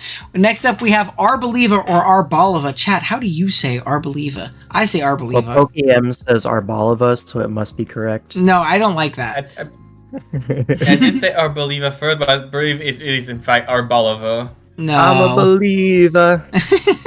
Anyways, we see Nice. Dell drafting Arboliva, giving him a ground resist, which is nice. Again, did not have one up to this point. I actually kind of like the terrain support that it can offer for the team too. Again, well, it's not the Good most thing reliable. Persona can use Headlong Rush as well. Yeah, exactly, Thing. and it gives reliable recovery, or not reliable recovery. It gives passive recovery to the team, which is really solid. Brent, if you look in the description below, every coach is listed down there. Go sub to them all. Check them out. They'll all be up there. All their draft especially analysis for are up. me, Sub to King 05 right now. Boom. Please, Hey, please, come please, on.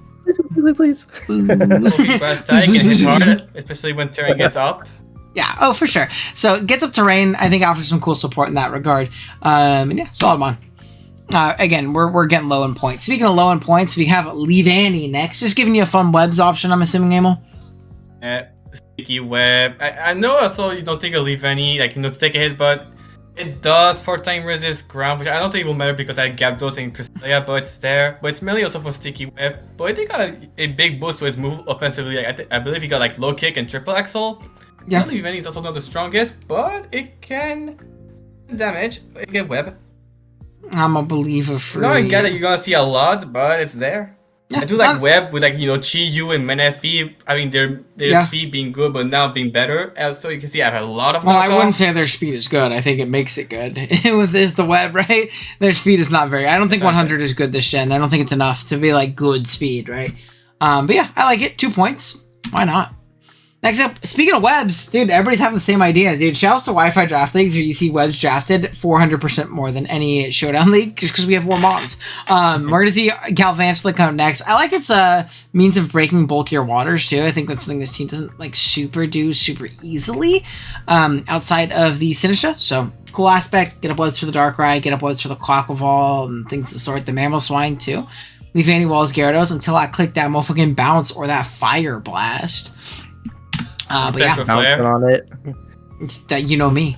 Next up, we have Chestnut here from Thomas. I Oh, think yeah. this is Triple fighting type. triple fighting, which is definitely interesting. But so maybe we shop around that Heracross or something else. But I do like Chestnut more than I like Heracross in this team. Gives like a real ground resist. Also gives another Spiker. Not the worst Pokemon in the world, to be honest with you. I'm not like super upset with the Chestnut ad right here, but I don't know. I was actually super impressed by Terra Chestnut in World Cup.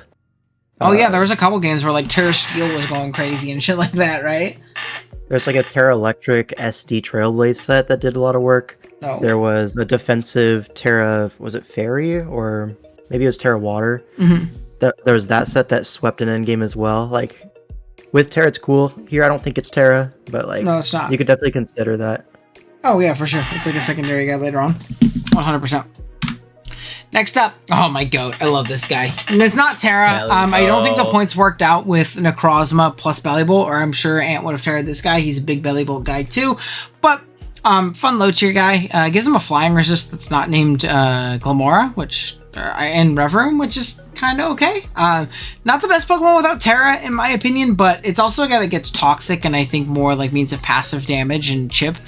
Putting things in range of guys like Palafin is kind of like the idea behind a lot of the things in this team, so not bad in the least, right? Annoying. I can't afford Terra Chestnut. Oh, for sure. Bebby Bull. Yeah, see, there's Kurt. Yeah, that's Kurt's guy, too. He has 3 fighting types, chat. You're not stop drafting too many of the same typing. It's not allowed. But yeah, cool stuff.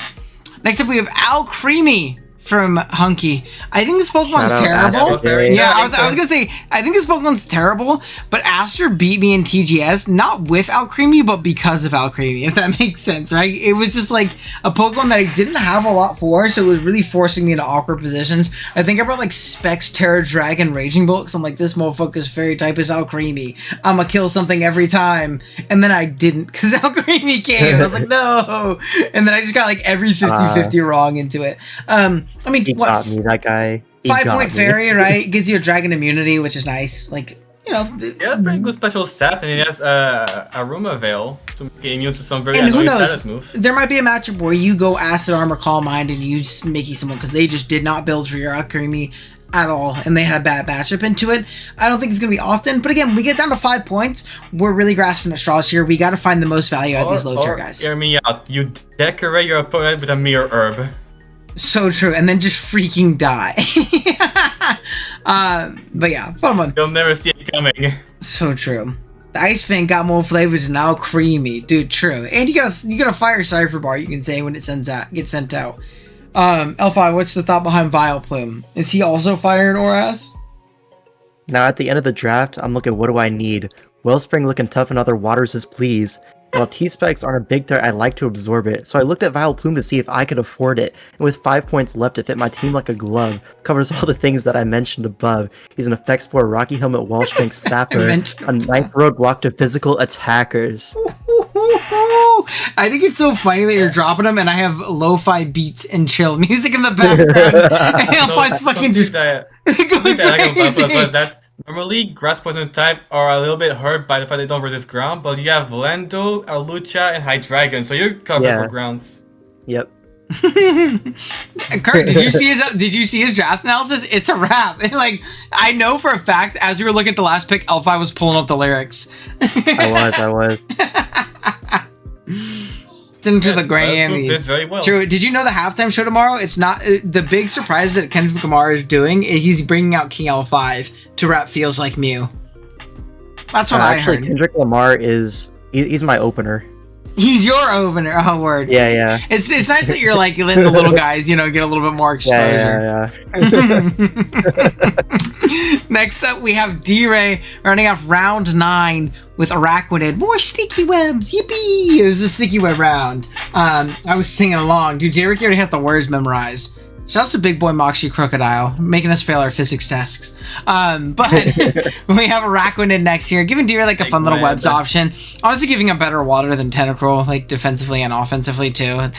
Tentacruel like does some things well, but not being what do you call it? A traditional defensive water might not be it, but yeah, fun mon. I think like also like outside of the webs option, it's also just strong as shit, right? You could just run Bandit in some matchups and kill something. Like lead Bandit, fun mon, or lead AV with like Mirror Code as the like they lead the Volt Switch guy or some shit and pick one. Like there's some fun things you could do with Araquanid. There's definitely worse that you can draft out there. So there's also some synergies here, like webs plus gouging fire, Enam. Like that's such a strong combination. If you're really finding yourself in like a Specs and Amorous matchup, have some webs for that. Like, damn, that's like a really scary thing.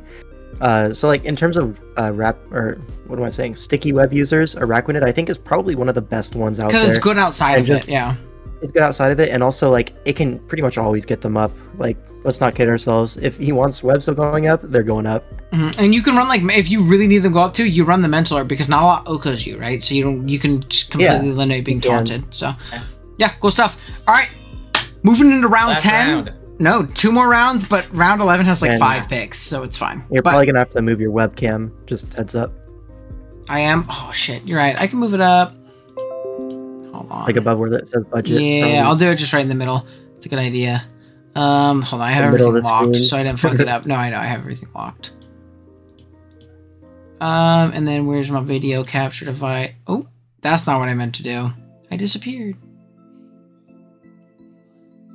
Ah, shoot. Well, we'll go like this. Oh no, that's not what I meant to do. All right, hold on. We got this, chat. Don't worry. It's the bad thing is my hotkey. You know what? Fuck it. There you go. Look, we did it. We just don't have the box around us this time. Okay. Last couple really okay. rounds. Let's jump into it. Next up, we have Utah. You dude, I'm the big wig. D-Rag drafting Wigglytuff with the last little bit of his points. So I'm going to move this a little bit more so we can actually see the point total. But yeah, or no, he has one more point left. See, that's why we need to see it, guys.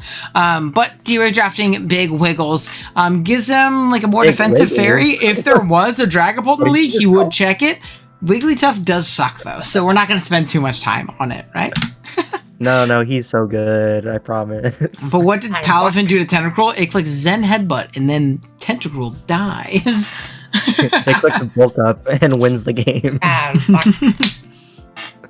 Big Arbok, all the fun little Gen 1 guys. Man, these mons are so outdated. They need a big buff, all of them. No, Arbok is legit, I'm not gonna lie. For 2 points, not bad, right? Gives him like some fun Team Spikes mode. Gives him like Intim, like fighting check too. Like it seems kind of weak to fighting, right? So like not that bad. We just have Moltres and Alcremie, I guess. Also, that was Terra Alcremie we didn't mention before, so that's pretty cool. Then Big Cloth. We're rolling through these guys. We're not gonna pretend like these guys are like guys who need to super deeply. What does Tentacruel do to a Delphox? A Mirror Coat. Did you see in OU they did a challenge where if anyone was able to get top 5 on the ladder with Cloth Stall, there was like a massive prize pool for it, and someone got it in 5 hours. Yeah, dude, I don't know why they did that with a regen mon. Seems so silly to do that with a regen mon. So yeah, top 5 in OU Cloth here going to Thomas here. Fun secondary Terra Captain too, right? Like I don't think you're really ever going to Terra, but like the option is nice with regen, right? Regen Terra, good combination. Yeah. Next up is Rhyperior. Really fun Pokemon. I wonder if I'm you, Amol, I'm looking to maybe shopping that P2 somewhere and tearing this Rhyperior if you can afford that in your budget. I don't know if you can though. I'm thinking about it. There's no way. Oh, I'm keeping Terra Porygon 2. Rhyperior is there as the ground type that I didn't have. I don't check the electric because it's a low spread def and also for language to grass and whatever, but it gives you a flying resist too. Your only flying resist is take a 10, so that's nice. Good mon. Flying resist as well. I like Rhyperior a lot. Strong as shit. Good rocker. Like just I like those tanky mons this gen, right? So pretty solid. This guy's so ugly. I hate him. Deldra's Crab. I mean, like a fun. Yeah, where is Nexus? He was in chat earlier. Him, Nexus, and then the league that he had that crab in recently. It was Dawn Schnack's like showdown league that he runs in his community Discord. Nexus smoked in like a showdown league with it. He kept getting kills with Terra Abominable, which is fun with like the Trick Room aspect. Like we have the double Trick Room core, so Del can like go like a hard Trick Room mode pretty easily, which is pretty fun. There's some cool stuff that he could do with this team. Abominable is like one of those silly mons you bring once a season and does well. Knowing Del, he'll probably try and bring it 4 times this season. I don't know how much success we'll see doing so, but hey, it'll be able to pull up. We do have. It's also a nice type, so chilling perception defense boost. True, and then we pop the weakness Pizzy. Oh, it's over. It's over. Next up, we have Magneton from Q the Costa Rican. I guess this is technically a secondary steal option, right? Like, can technically check some berries. We need an L5. Okay, there it is. This is like you pulled up like the actual. I don't know what I'm trying to say. Like the fine print, you said Heatran must have double steel. You're like, all right, it cannot be Magneton. Like, this is not what I meant when I said Heatran. No, you said it. I mean, again, it's 3 points, so he's not sinking too much. So it's not the worst thing in the world. Do I think it's gonna come very often? No, even the Pokemon that like Magneton would trap technically, like your team already smokes them, right? You have Rotom, Heatran. Like if there's like a random Skarmory drafted or J-Ricky's Corviknight, you have those guys to deal with them aptly and correctly. But Magneton's a cool guy. I like his shiny. Next up, we have Jumpluff. Now, this guy is Terra. I think this guy has some fun stuff it can do. And now we have Triple Grass. No! Ah! Triple water, triple grass, my goat. No! Double poison. No, what are we gonna do? I'm gonna tweak. I don't know what to do. But all jokes aside, obviously. Huh? I'm gonna twerk. What? All right, guys, that's the stream. Misclick. Please. Hey, I mean, Jumbo is a cool move pool. Yeah, like as like a support Terra guy, it could be fun. It could do some silly shit, right? Like it's gonna be great. Double flying. Oh my god, stop! I'm gonna throw up. Yeah. Actually, it's double flying. It only jump off as a flying move. Dude, so true. Double flying that don't actually fly. It's not just fly, but that's fly. Sleep Power, Swords Dance, Acrobatics. Yeah, hey, that Joe Ugarte fucking Groudon team goes crazy with this guy, so maybe we could do that in singles. I don't know how they two coincide at all in singles, but hey, fire. HL had some sex with UMPL. Yeah, I remember him making a video on it being cool, so solid. Next up we have Dunsparce from Jaybear. When Jaybear needs like a low point mon, I always see him draft this guy. I'm not big on Dunsparce. I think he's very passive. Does not do much damage, but I mean, we can glare, we can rocks, like, you know, it offers a couple cool things in that regard. And again, it's 3 points. His team's pretty ghost weak if there was an offensive ghost. So I guess it gives him an immunity, which is okay. But yeah, 3-point Dunsparce. Can't ask too much. And that's kind of my take on a lot of these guys. Unless our team is really lacking something major, if we have 2 points left, shit, just grab the guy that you think might help in one random matchup or might force a little bit of prep or something of the sorts. And you could swap him out if you feel like he's not going to do anything after you see your schedule. You know. Next up, we have Hisui Lug. Oh, dude, where's LRXC when you need him? The Thug is in, but the Rock type one, dude. She mounted on my Gale till I miss L5's rude. We have our 3 rock type from Hisui now. Big! Yeah, I mean, it gives him spin, technically, it gives him rocks, gives him a couple things the team doesn't have, and again, we're mono Hisui. Gotta get him somewhere, right? Oh, no way I have to make a new one with just round 10 and 11. This is so sad. All right, hold on. What do we think of the team so far, chat? Like a 50 max, it looks like. Yeah, you do unfortunately not get too many. What are we thinking of the team so far, chat? Is there any like standout ones that are your favorite? Yes, no? 154. Oh, there's the thing. There's a big pick, actually. 154. There you go. We're actually like in the absolute home stretch of this shit. Okay, right, now this thing can actually do damage. Yeah, this guy pretty... Oh, no. Go back. We're not... No! It's on automatic! No! Manual. All right, we're good. We did it. But yeah, I think Hoopa is actually pretty darn cool. That plays he can pick is pretty fire, though. So true. Let's talk about that again. No, but I think Hoopa is actually really cool on this team in particular because we have a lot of momentum, a lot of hazards. We find free switch-ins. We really punish those fast offense guys and like the super fat stuff that our team struggles with. Hoopa's gonna fucking kill with that Terror Dark hyperspace, right? Like those guys are going to simply die. So I think this is actually a pretty cool pick, all things considered. And again, this is what I mean in the sense like what Who drafts isn't even necessarily like pure stall. Like there is like a lot of I mean, shit. Oh. No, I keep fucking... This does remind me of back in the day. Wasn't it... you might correct me if I'm wrong, but wasn't it like a thing on like a Blunder video where some guy used like hard stall with a choice banded Excadrill? Yeah, and you just come in and click a button. I remember. Yeah. Wouldn't that be considered more of like a semi-stall? I guess it's all semantics. It doesn't matter. This is stall with a Hoopa, right? So I think it's a fun breaker. And again, a little bit more of an offensive Terra that doesn't always need it, especially if you're just going like the Terra Dark type stuff. And then you have like Hydrapple, who's a great defensive Terra and a great setup defensive Terra too, right? With like Nasty Plot and stuff like that. So fun stuff. This kind of ensures no one can outbulk him. Yeah, he always has that thing that's like... Yeah, it demolishes these types of team styles. Yeah, 100%. Yeah. Like that guy's strong as shit.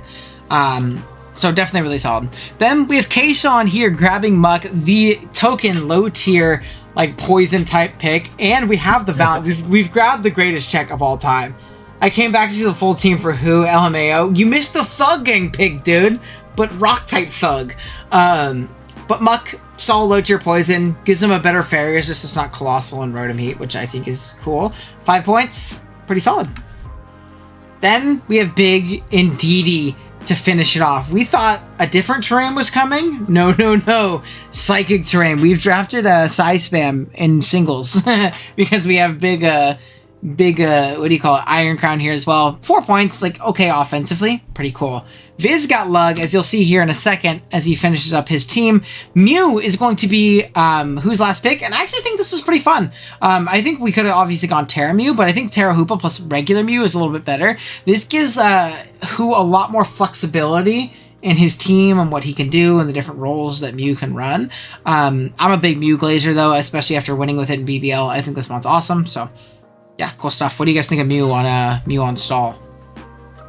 I mean, it's just another offensive guy this gen. Like, you don't really see defensive Mew sets very often. Mm-hmm. So I wonder if it can brings run in a more little bit of defensively on offensive these presence. types of on this type of team. 3 psychics. Can do. Oh no!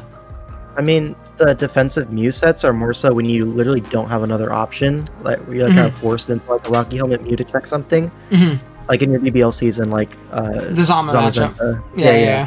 No, that's fair. But here, that's absolutely never going to be the case. So Yeah, that's true. Yeah. And again, this It is could where be I like, kind of lean to this more average. being like it is stall. I don't know, like leaning more. It's almost leaning towards a little bit of balance though too, because we have matches where we can go more offensive mode with like the triple psychic offense plus like a fatter core in the back kind of thing. So it's like yeah. top 3 Mismag Hoopa Mew is like a pretty reasonable, like bulky offense team. Yeah. So I mean, I So, guess it's cool in that for- regard. It is for triple all one psychic, which pick, is a little bit uh, tough, but It is, but what are you going to do? for sure. Pig Weird Deer, man. The coat. 1 whole point. You can see the thug, the pick before. There's not any other 1 point Hisuimons. It's probably why this was picked, you know? Yeah. I'm sure he was... Dude, imagine somebody takes this. He just doesn't draft anything in the last round. Like, it just wouldn't happen. So, yeah. Defensive Mew like language fast. Isui Voltor or something. Yeah, I guess that's true. That is technically an option. So, yeah, pretty cool. Hisui Sneasel is next, going for 4 points. Okay, now on we have Ato's triple poison for Triple real. poison. Chat, what are we going to do? Yeah. What are we going to do? No! He has think- triple types. Hisuian Sneasel is actually kind of legit. The first time I ever saw Honestly- Phil use it, I was like, wait a minute, this thing's actually good? What? But like Eviolite I mean, gives yeah, you it's like that sword dance Sneasel, but it's a opportunities. fighting poison type with actually close combat and gunshot. Yeah, and it's still Stabs are 150 strong. speed. Yeah. What do you mean this was 1.0 and ... It's a fucking weird year, man. What do you mean this was 1 point? That's... What do you mean? Yes, it was 1 Tell point. him. Tell Oh him, my Owen, god, tell I'm him. gonna lose my mind. I hate it. People get 3 kills with him on, and they'll be like, this guy's broken. Okay, on to Trapinch. This is like your token, like 1. This is 2 points because of Terra. I think it's 1 without. I think it's a funny guy, right? You could Kyle A, and Kyle brought it to like 12 games and went crazy. But you could always like first impression and, you know, be sash and trap something. It's like drafting a Diglett. You draft Trapinch, it's just better Diglett, I guess, question mark, is the way you say it. Naturally strong for a point this low, and Arena Trap, you know, there's not much better. So, I get it. We have Hunky here, and as we move into our second to last pick, and we see a Clefairy. What do we think on Some Big say- Clefairy? Some say penultimate click. Or, you know, That's a big big word. ass word. That's the word you get from that's the words you learn from being a rap superstar. Trap. No, I've known that word for a long time. But Clefairy, I mean, what's the point of Clefairy here? We already have an all creamy. Like, when are we ever? And it's going not to play? VGC. Yeah. Oh, I guess that's true. Maybe you just Oh my drafted God, it's the Healing most Wish. valuable It's 1 Healing point. Wish. Oh my Oh. god, it's Healing Wish. He gets It's healing not wish. healing wish. Yeah, Does that mean we run can drop focus, out sash, Creamy? then you healing wish by your Raging Bolt. Yeah. Oh, and this guy's 1 point. ... Yes, Clefairy's not usable in Gen 9. Kurt's doing it to piss me off. I know it. It's working. Alright. And lastly, going. we have Haunter. I swear to Haunter. God, if I see one person in my chat go, Haunter's in 1 point? You're kidding Oh my me. god. I mean, Haunter's in granted, 1 it's an point? okay 1 point guy, right? It's actually kind of strong. You know, 1 point Ghost is probably the best one there. So, solid I mod. mean, I've been pretty impressed by Haunter in ADV, but this is like 20 years after that, so Unless you're playing in the Emerald Open. I just wanted to healing wish mod. True. It's time to drop Alcremie. Know what else to get. Valid. Yeah, see, fuck you, J. Ricky. But that is going to be your BBR Season 9 draft stream. I hope you guys... Oh, I wanna share my thingy. What is the picture? There we go. Let me know what you guys thought of the teams down, obviously, in the live chat. If you're watching the VOD afterwards, be sure to let me know in the comments what teams you like. Every single coach who is participating this season is in the description below. L5 and Amel, who joined me for the second half of the stream, they're obviously down there. Please go check them out. Yeah, shut up, chat. Please go check them all out. They're going to be uploading each and every Saturday for the next 9 weeks for regular season and another 3 weeks after that. So what, 12 weeks total. Look at that math. So please go check everybody out down there. I'm going to be doing watch the streams every week. Wait. Hopefully on Saturdays. He wants to see my draft win. Okay. Show him. Can we see Amel's team? Okay. I mean, guys, I'm actually only a few subs away from 900 right now. So, oh, dude, call me Joey Pokemon. Let's hold it. Let's hold it hostage. Let's hold the team I will hostage. be doing a power ranking stream later today. Oh, true. So if that sounds like something you'd be interested in watching, go ahead to my channel, sub, all that stuff. And check out my draft analysis. I spent a lot of time working on that, and I think it turned out really funny. It was pretty fire. Yeah. Again, yeah. My So plugs out there. go check out L5. He's obviously going to be doing a power ranking stream later today if you want to see how your teams all rank up, which will be a good time. LRC, unfortunately, I don't have one of Amel's slides pulled up, so what I'll have you do is go watch Amel's draft analysis because it's so good. Yeah, I forgot. It's up. I can plug it. Yeah, there you go. So yeah, obviously join the BBR Discord server as well in the description below. Grab your favorite coach's role so you can be notified whenever they upload. I will be pinging everybody whenever I upload anything BBR related because it's my fucking league. So I'm pinging everyone when I do watch through streams and stuff like that too. But yeah, I want the BBR to do well this season. I think we have a really fun roster this time around. And it'll be a good time. So yeah, next Saturday, be ready for look out for some battles and all that stuff. I hope y'all had fun. Again, thank you all 5 and Amel for joining me. Thank you all for showing up and showing out. I don't think I've ever had this many concurrent viewers on stream, so that was really, really cool.